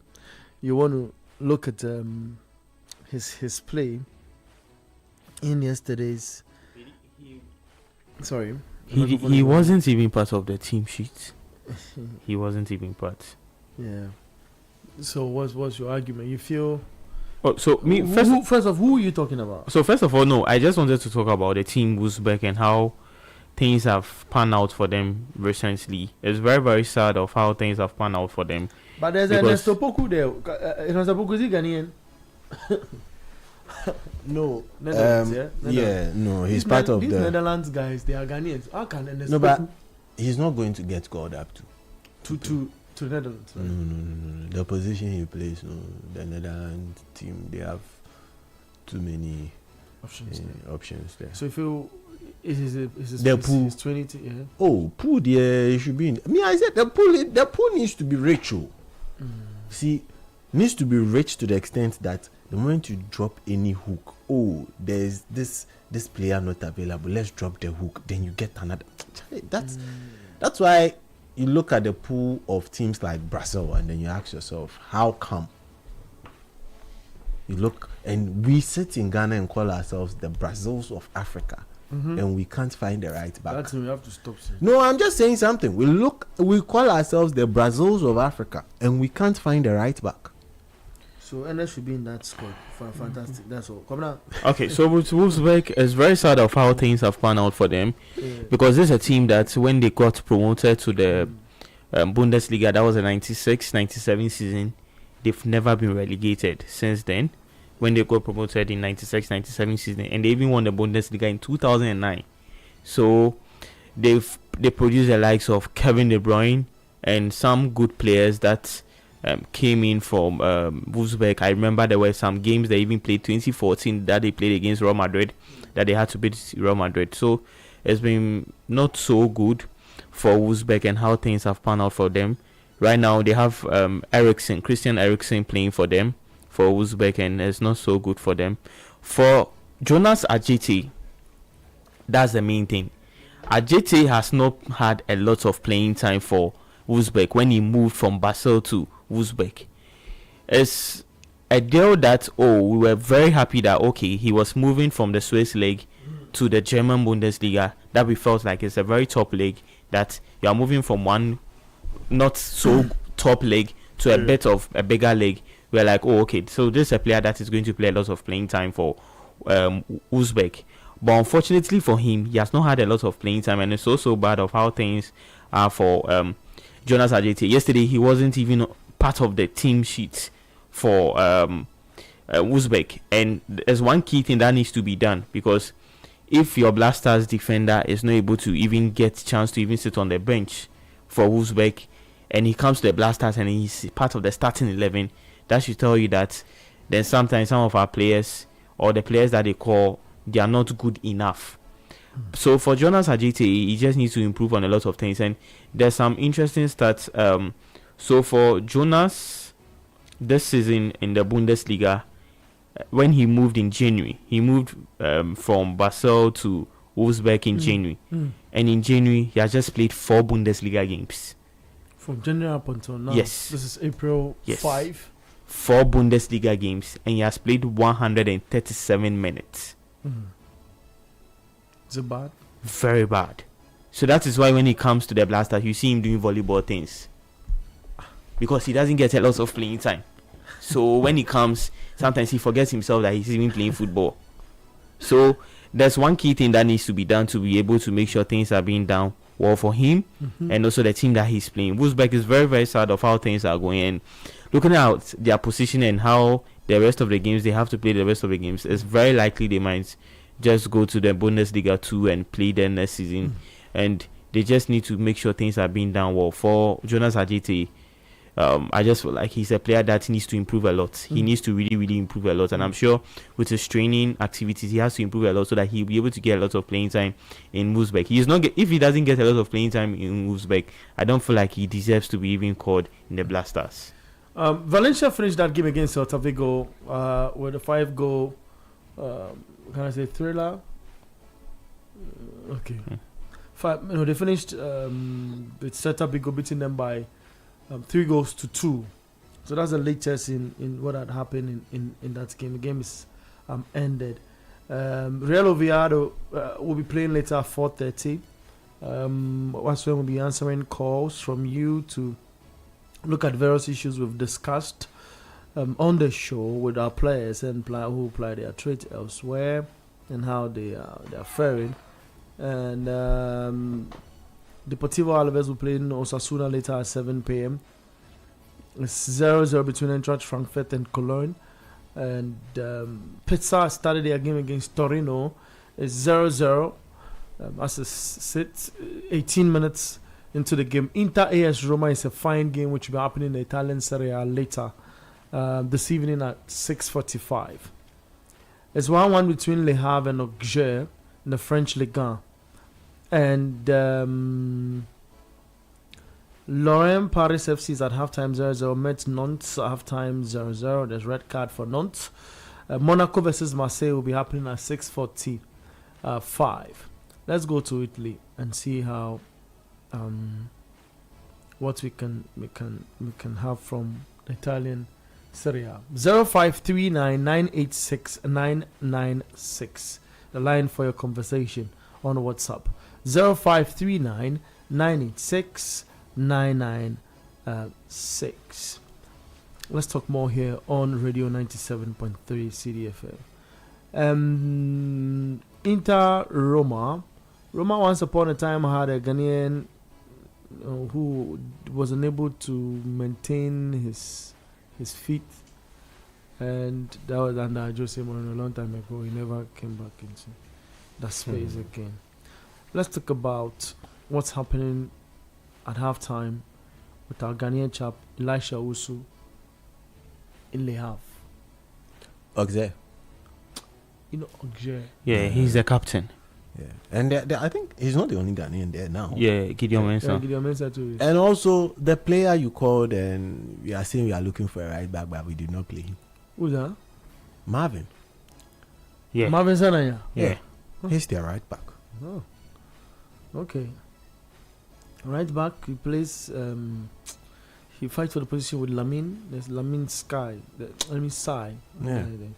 Oh, okay. That's nice. So, I mean, it's good to have Ghanaian players, 3 of them, play in a single team, isn't it? How does that help a national team coach looking at their performance in a team under a coach Palissier,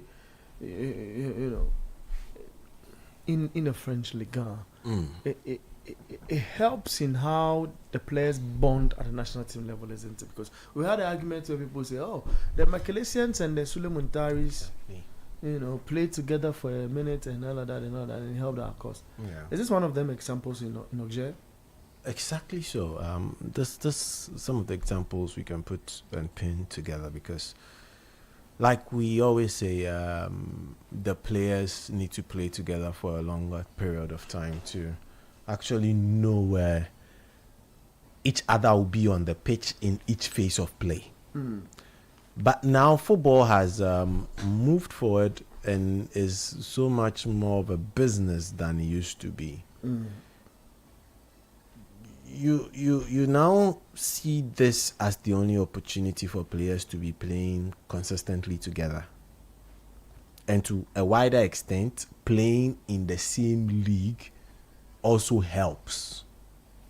So when they are put together in a pool, as in the team for a Black Star team, you see them playing on the same wavelength. You get my point? Reason why I am of the school of thought that it would be difficult for us to literally get players who are playing together from the under 17 to the 20 to the national team is because of personal life choices and the investment of people who are backing the various players. Just because of these two things. In recent time, we've seen Afenejan. Afenejan should, well, in other terms, if we as a nation had immense interest in what Afenejan came to do for the Black Stars when he donned the jersey, I don't think we as a nation, having the football brains we have, would have backed him to play in the league he's playing in currently. Let us be very frank with ourselves. But because of personal choices, he is where he is today. Another example is Jerry Friye.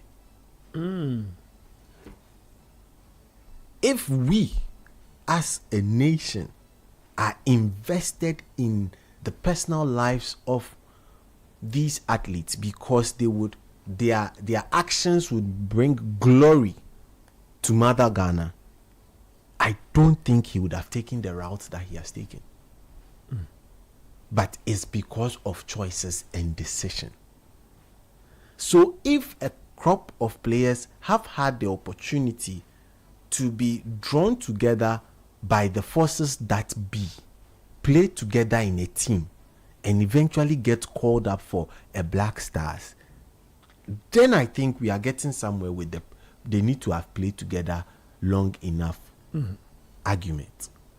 Because like the way we got it in the past, grooming them and taking them through the various phases and stuff, we are not going to get same today. Because look, every player has some backers backing them and they want to go in a certain trajectory. However, as a nation, if we are interested in what they do, just like Belgium are interested in what each and every player in their pool does, each and every player, they are interested in what you do, the choices you make, because in effect it comes to what? Bite on them. Let's note also that playing in the national team is a privilege. The call up to the national team is a privilege and it is not a right. Also, it is not free. You are paid after you come there.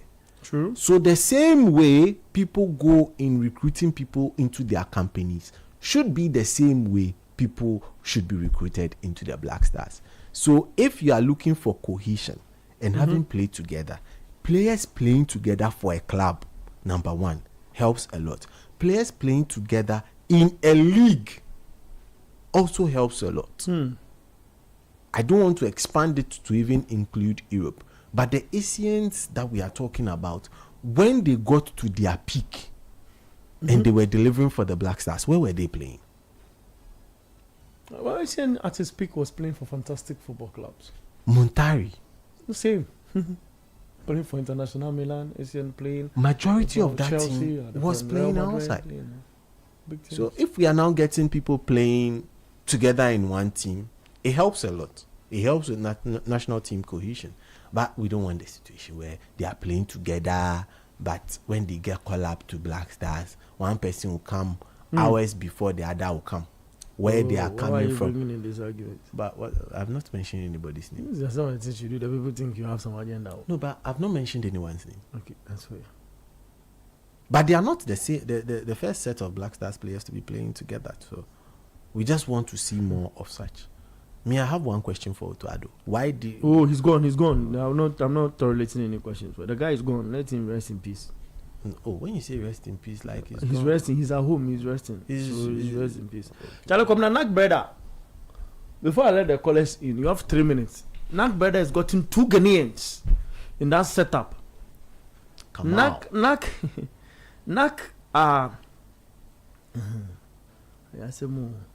They are 17th on the lock in the Dutch Eredivisie. They have 24 points. This is their 29th game of the season. They are 18 teams, so 17 plus 17 is what? 34. 34. So there's a lot of games to go. Right? We've got a lot of games, about 5 or 6. 34, 6 games, 5 games to go. It's a 29th game. So, are they escaping relegation now? Is our Blasters former captain and Dennis Odoi? Dennis Odoi assistant. No, if you add Dennis Odoi, not to catch you, then it's 3 Ghanaians in the team. There's a Kamal. There's a Kamal there as well. Okay, so Dennis Odoi is 37 years old. Yeah, professor. Prof, we call him here. Andre Ayew came in the game in the 55th minute. So Andre Ayew is also in the mix as a Ghanaian player who plays straight for Nak brother. Dede is 36 years old. And then you put it, there's who? Kamal Soa. Donisodo is 37. Donisodo is 37. Dede is 36. Yes. Kamal Soa 26. is 26. These are 3 players who also play. What are the possibilities?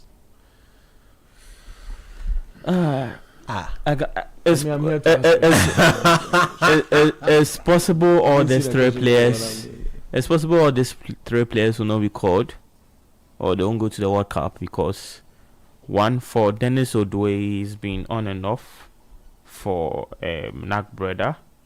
He has not had a lot of playing time, and he too, I'm sure because of the age too, so he got injured along the way, and there were some games that he wasn't really improving very well, and the team that he's playing for is also one key thing that needs to be checked because they themselves are not playing very well. So it's one thing that I feel like he might not be called for. Andrew Ayew, we know his situation. I don't want to go a lot into it because I just feel like his time with the Blasters is kind of over. So we just need to concentrate on other people that are going to really help the team. For Kamal Soa was a very good prospect, but unfortunately for him, he has not had good playing time and good games for Nak brother. I remember his time with AZ Akma. He was playing very well, but when he moved to Nak brother, there's been some on and off things from him. I feel his age. But he is 26. Yeah, he's 26. Yes. So he's a proper 26 Ghanaian year old guy. So I just feel like there were some things that I felt like he could have. He just needs to improve on his game. 26 ordinarily he should be at his peak, but yes, it's very difficult for him on how things are being done. So it's very possible all these 3 players that are playing for Nak brother, it's very possible all of them might not be called by the new coach because Dennis Odoi 37, Andrew Ayew 36, Kamal Soa also struggling to get playing time. So it's going to be very, very difficult. And the possibility of they also going on relegation or going to the lower league is very, very high right now because they are not just improving. 0539 986 996 0539 986 996. Let me pick some messages and then I'll activate the other line. Then we can talk. You can have your say on Radio 97.3. We've spoken at length about a lot of issues here, and as I'm receiving a call, I want us to do the Barcelona Real Madrid thing before we go. This is Kobe Baden listening to you live from Dansuman, Sahara. Pep Guardiola must give Black Stars the password to unlock Antoine Semenyo. Joseph Edu is replacing Jonas. He adds. Okay. Someone sends It's raining? No, it's not. It says a picture of some rains around the dance and stuff. Hi Abeku, it's good to see you behind the console because you try your best to remain calm. I can remember your actions on 27th March. Hey. When you were a panelist. When you're a panelist in the seat, the bombs you shot were heavier than Kobnes missiles today. Don't forget about Niger players, the Michingoro boys. Wait, that was on a Friday. That was on Friday. The 27th. It 27th was a March. Friday. It was a Friday. The game we did together.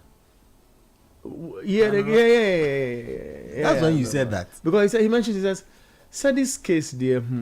I never knew he is so good in sports. So Sadi has gotten Albert, one of the highest testers on VOV, from Albert to Fori.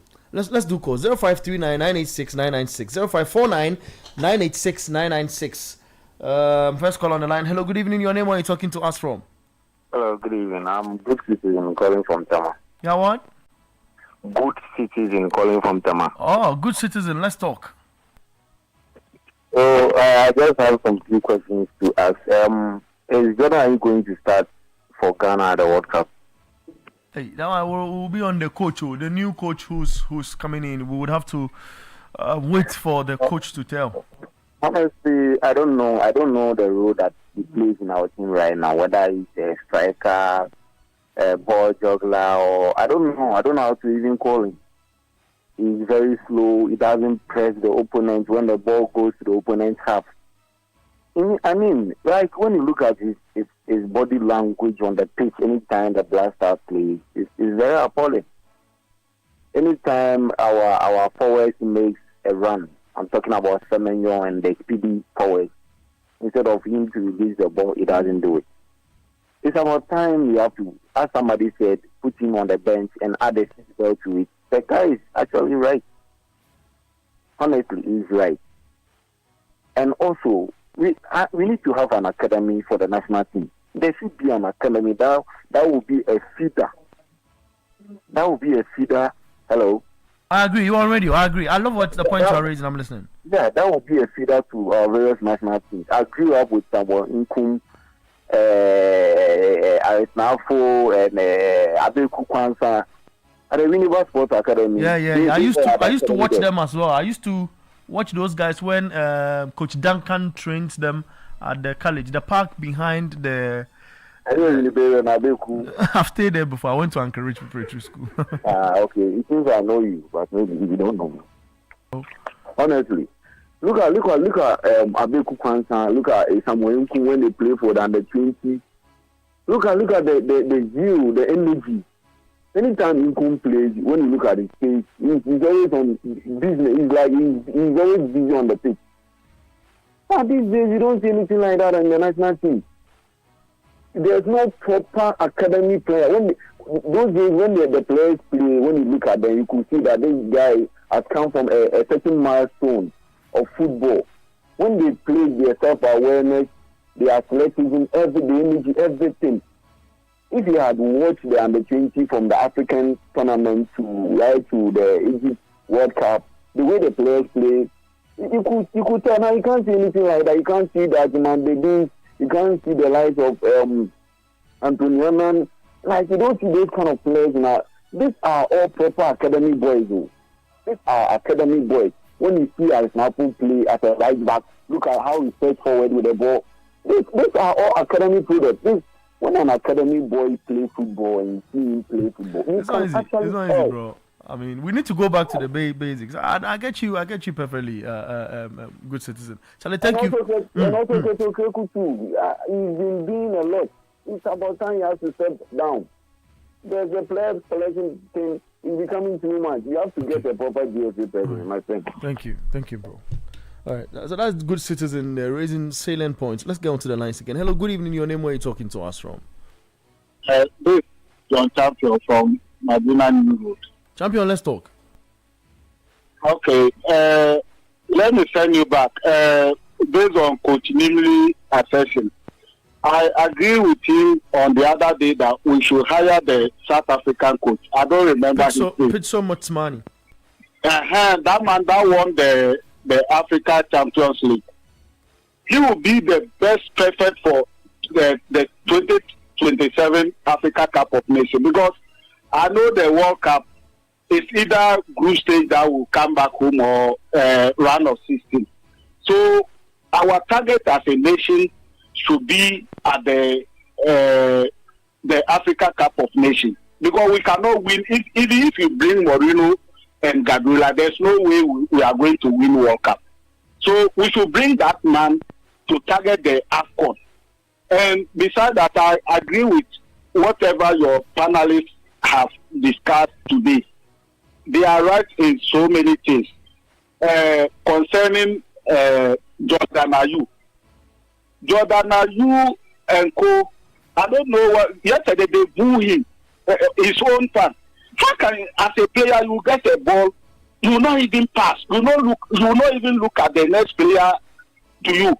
You are just dragging a foul. I've never seen me. I can even play more than him. It's also pitiful for him to be displaying such a thing. As a player, you receive a ball, pass the ball, you will not pass. You are just looking for a foul. That is very, very unfortunate. I wish you all the best. Thank you very much. Thank you very much, bro. Hello, good evening. Your name? Where are you talking to us from? Good evening. I'm Adam. I'm calling from Springfield. Adam, let's talk. Can you spare me 2 minutes of your time? Let me talk about something that I found worrying about this program. It seems like EPL or English football is paramount as far as this program is concerned. Whenever I tune in to listen to my sport, this is where I listen to. From Friday evening to Sunday by this, and this is where I listen to. You do 2 hours of this program, your focus is mostly on English teams. Yesterday, Atletico Madrid and Barcelona played. You've not talked about that yet. You said you are going to talk about it. That is when the callers are calling me. So you'll be talking and then the callers will be calling me. I followed this program from day one. When you were doing your in-house analysis and the talkovers about teams across Europe. But it seems like your focus is not on other leagues. English Premier League is being paramount on this platform than any other league. But Barcelona was having election, or had election, few weeks back. Now Facebook about it too. Should it be Bournemouth or West Ham United that is having election, presidential? You hear it on this platform. Charlie, we tell everybody that is listening or supporting anything that is in England. So we beg you, please, at least try your possible best to tackle any issue that is happening in another league also. That is all that I have to say. Thank you. Thank you very much. You did 1 minute, about 27 seconds. You have another call on the line. 0539 986 996. So strangely, from what you say, this is not a defense. Today we spoke about NAC Breda is in the Dutch Eredivisie. We spoke about it. Today we spoke about Celta Vigo, which is in Celta Vigo is in the Spanish La Liga. Mm-hmm. We spoke about Athletic Club de Bilbao, Auxerre, which is in Ligue 1. We spoke about Athletic Bilbao. Yes. The Inaki Williams situation. We spoke about Kwesi Sibo, Real Oviedo. We spoke about Real Oviedo. So. I even mentioned let's go on. Let's go on. This time is for the people. Hello, good evening. Your name, where are you talking to us from? Alright, he went off. 0539 986 996. 0549 986 996. We are the guys who also started the Serge Gnabry and Lamine Yamal argument on radio. And that's Spain and Germany football. So, I mean, it's fine. We accept the criticism, so work on that. Thank you very much. 0549 986 996. 0539 986 996. Hello, good evening. Your name, where are you talking to us from, please? Good evening, Abeku. Yes, bro. Yeah, please, how are you? Fine, thank you, please. Your name and where are you talking to us from? Yeah, my name is Richard. I'm talking from Boom. All right, So Richard. I want to talk about two things, two major things. That's one is the Black Stars, and Abehu. You see, one thing is that most of the times we are always undermining our league. Okay, we understand that. Oh, let's say our players are not good enough, or something like that's the mentality to say our players are not good enough. But why are our players not good enough? At the end of the day, we are not investing that much in our local league. Okay, now let's take South Africa for instance. South Africa came into the AFCON in 2023, the one that Cote d'Ivoire won, and they were playing very well as a team. Meanwhile, most of their players were local-based players. Most of them from the Orlando Pirates and other ones like Kaiser Chiefs and the rest. Meanwhile, in Ghana, we will call only foreign players, like players who are playing in other leagues.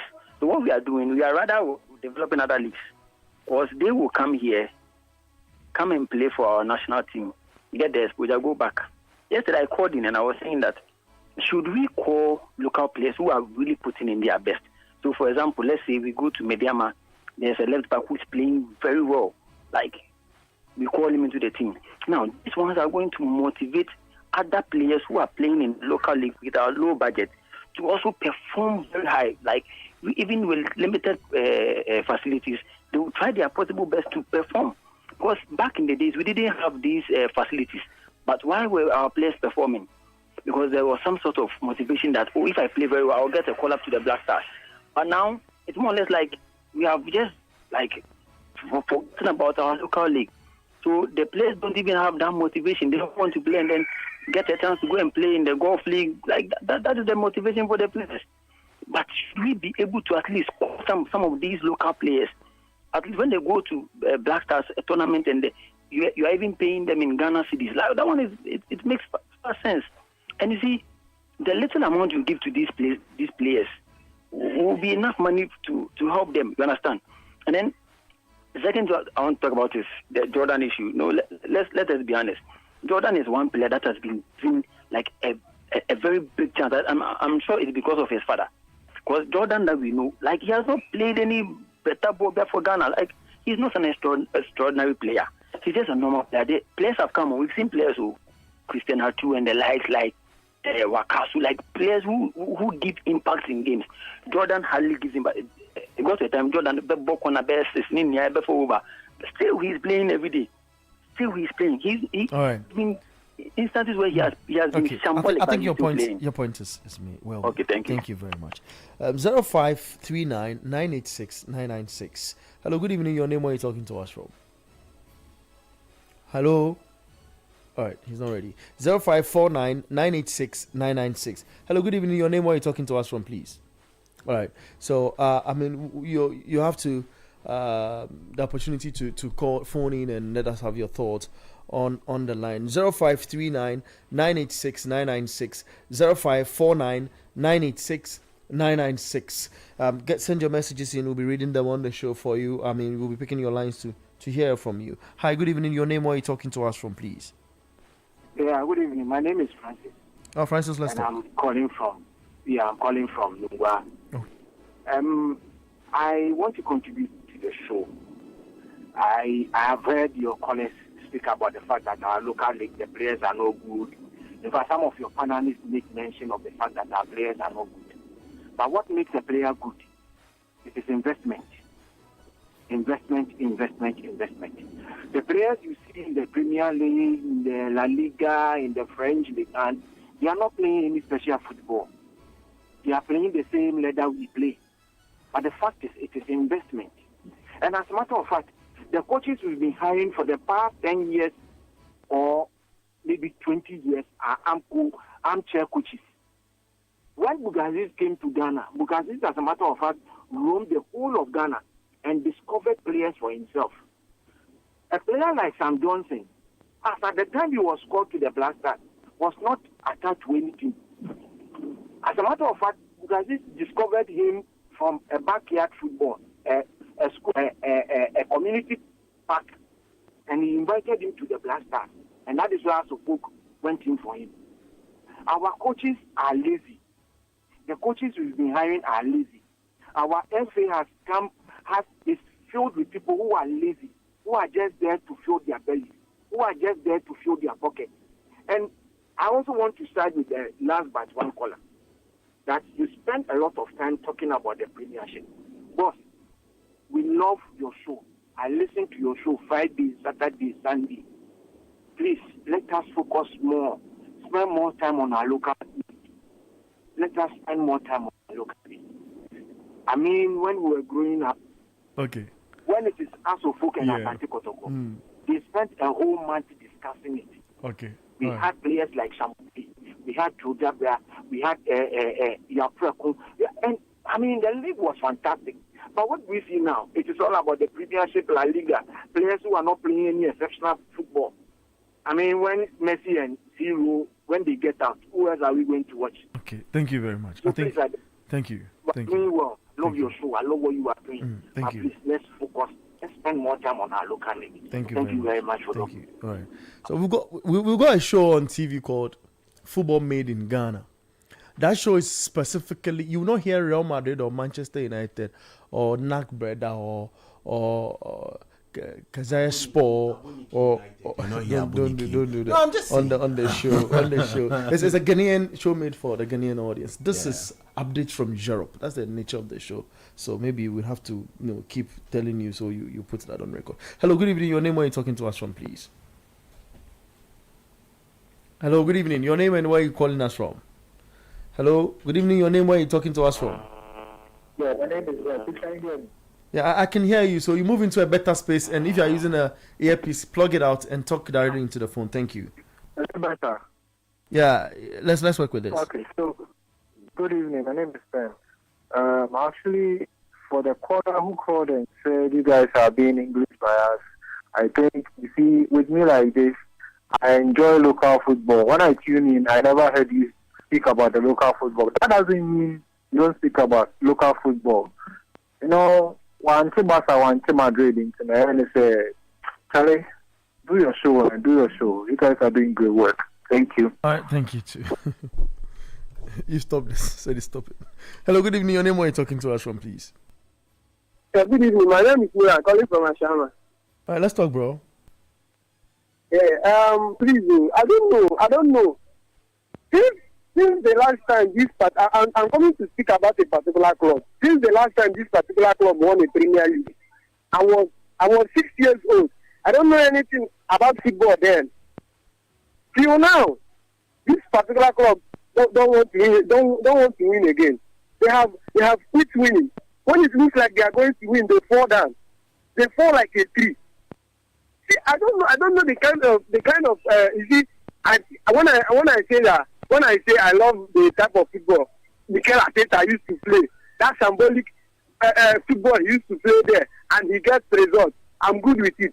I'm good with it. I'm good. But you see, when you play that symbolic football, no excitement, no dribbling, nothing. You play your pragmatic football, then you lose match. No, we will not accept that. You see, after Tuesday's Champions League and the result, if he draws that match, we are going to go on operation sack Arteta. They must sack that man. They will sack that man. Look at but thank you. Thank you too. The guy is 28 years old. 22 years of his lifetime. He's never seen Arsenal win the Premier League. That's sad.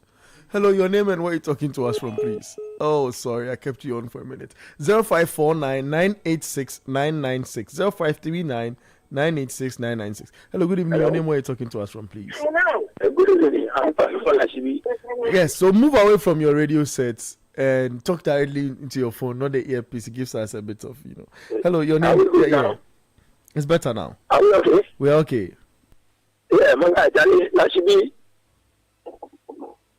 Let's talk. Can you meet at the studio? No, he'll come later in the day. Go to come later again. Yes, please. Oh, Charlie, you people have been doing the football with you every day. When I coach and I gave him the issue of Coco Board, what the people are doing. Everybody, he didn't do anything. No, we can't talk about issues outside football on the show. So when Coach Carl, I know that. the story. That is my word. I was having it myself. Fine. So I'll tell him. Okay. I'll tell him. Okay. Thank you very much. 0549 986 996. 0539 986 996. Hello, your name, where are you talking to us from, please? Yeah, my name is Paul Apostle. I'm calling from Winneba. Apostle Paul, talk to us. Yes. I also want to talk about the local league. I think from what everyone is saying, I think we want to hear more of the local league, because once we try to promote the local league, a lot of people pay attention to the local league. It will promote it far more than the way we are promoting the outside leagues. That's my contribution that I also want to make to the show, Abeko. All right, thank you very much. So, like I say, we have a local league on TV called Local Football Show called the Republic of, where we give you the analysis and all the breakdown of all the things that concerns the league, and we upload that on YouTube when we are done with the show. The show in fact plays on Saturday again on TV, like you watch it on TV. And every Wednesday, 3 to 4 p.m., the show is on. We bring the connoisseurs of the game, brilliant journalists to come and do analysis and all of that. We call the FA, we call important people, we call people outside the country who follow our game and all of that. So I think you have to also pay attention to that. Hello, good evening. Your name, where are you talking to us from? My name is Harrison. I'm speaking from Mashama. Your name is what again? Harrison. Harrison, let's talk. Yeah. About our Black Stars. You see, we are somehow older than you people there. Since Nyapechi exit our FA, the Black Star come down, if you can imagine. And this Black Star, 2010, it appears time. This crop of players we have now, none of them will be on the bench. 2010, none of them will be on Blaster's bench. But now, how do we call it?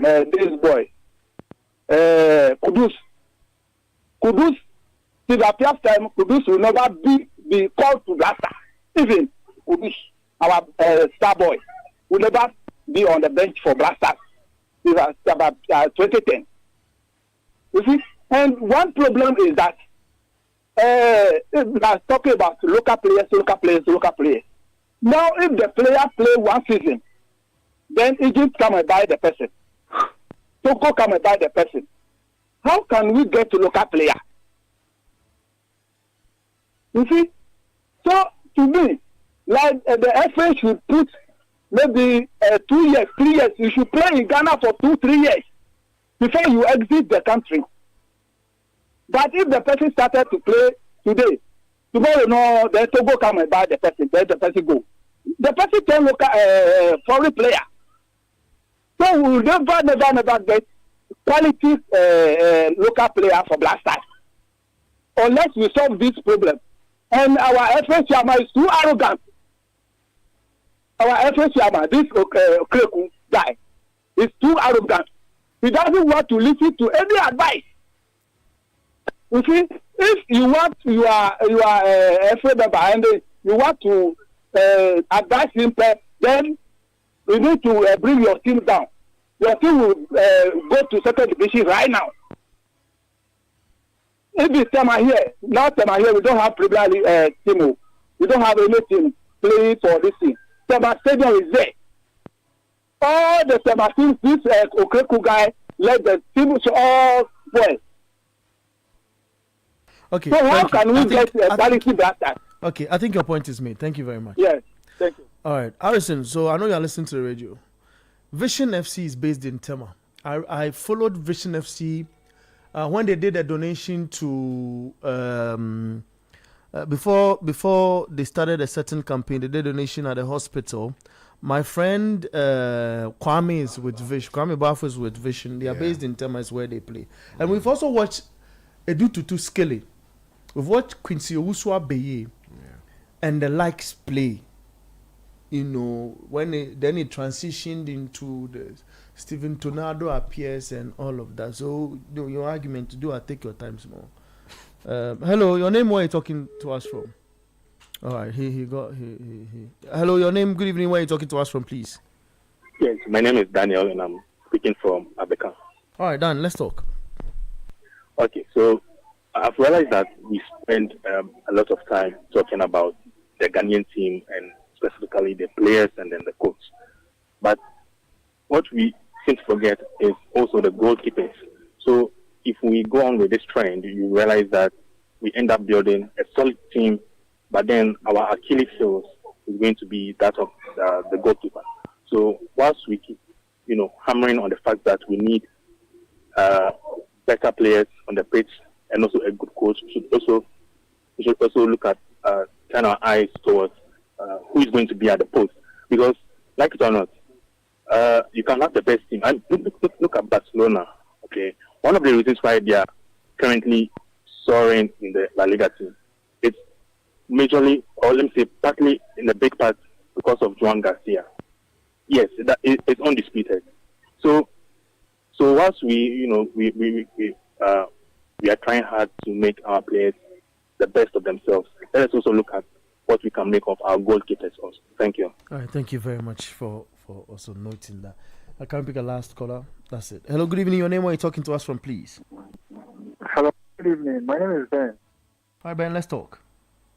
Okay, so am I permitted to say chief, to speak in chief? All right, if that makes you flow better.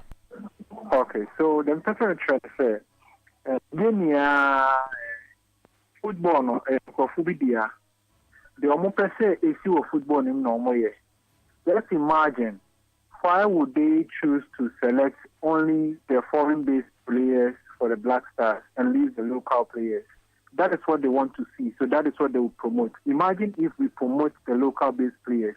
They will be motivated enough and police will not come and buy them. When I play in Hearts of Oak for 2 seasons, I'll still be called for the national team. When I play for Kotoko, I'll still be for the national team. So they will not be even motivated to go elsewhere. But these guys who are running our football, they are just interested in calling players outside the country to come and play. And that is why the players are going to Dubai and going to Moldova and go to Bangladesh, going to Malta. And this is how it's going to be and change our attitude. Thank you. All right, thank you too very much. We'll put a call here. Thank you guys who phoned in and shared your thoughts as well, guys. It's 30 seconds to 5 p.m. Your thoughts, not your thought, but your last words before we go.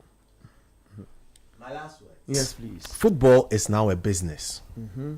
And people are doing it for profit. Yeah. The ways that we used to do things in the past has evolved. Sure.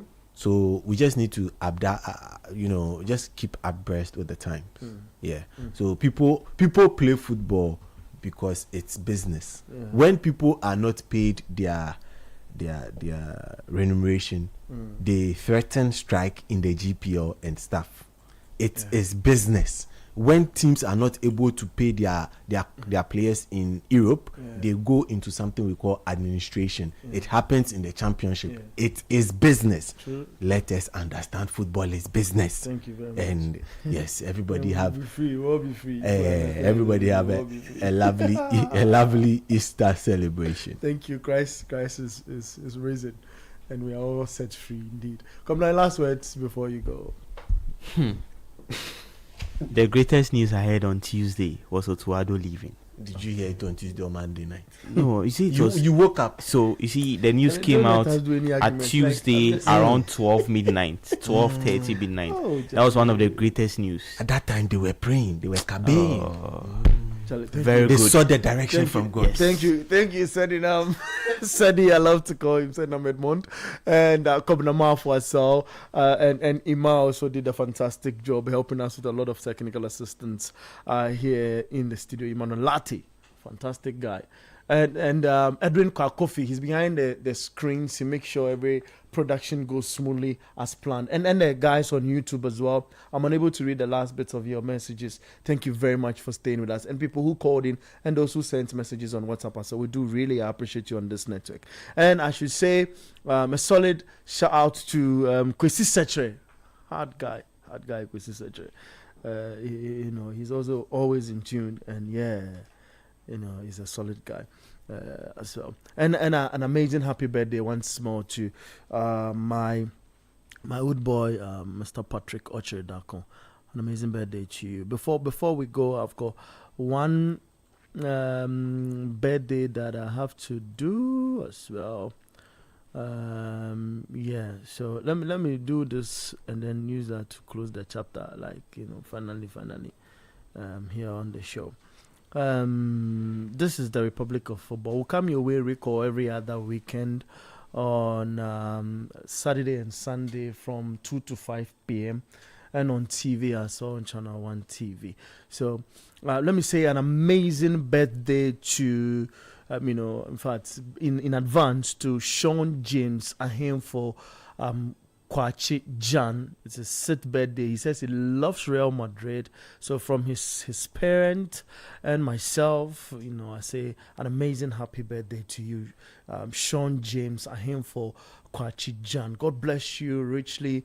And I know you're going to be an amazing footballer very soon in the very near future. I am Bernard Abeku. Thank you for staying tuned here on the Republic of Football. Do take care of yourself and bye-bye. As well.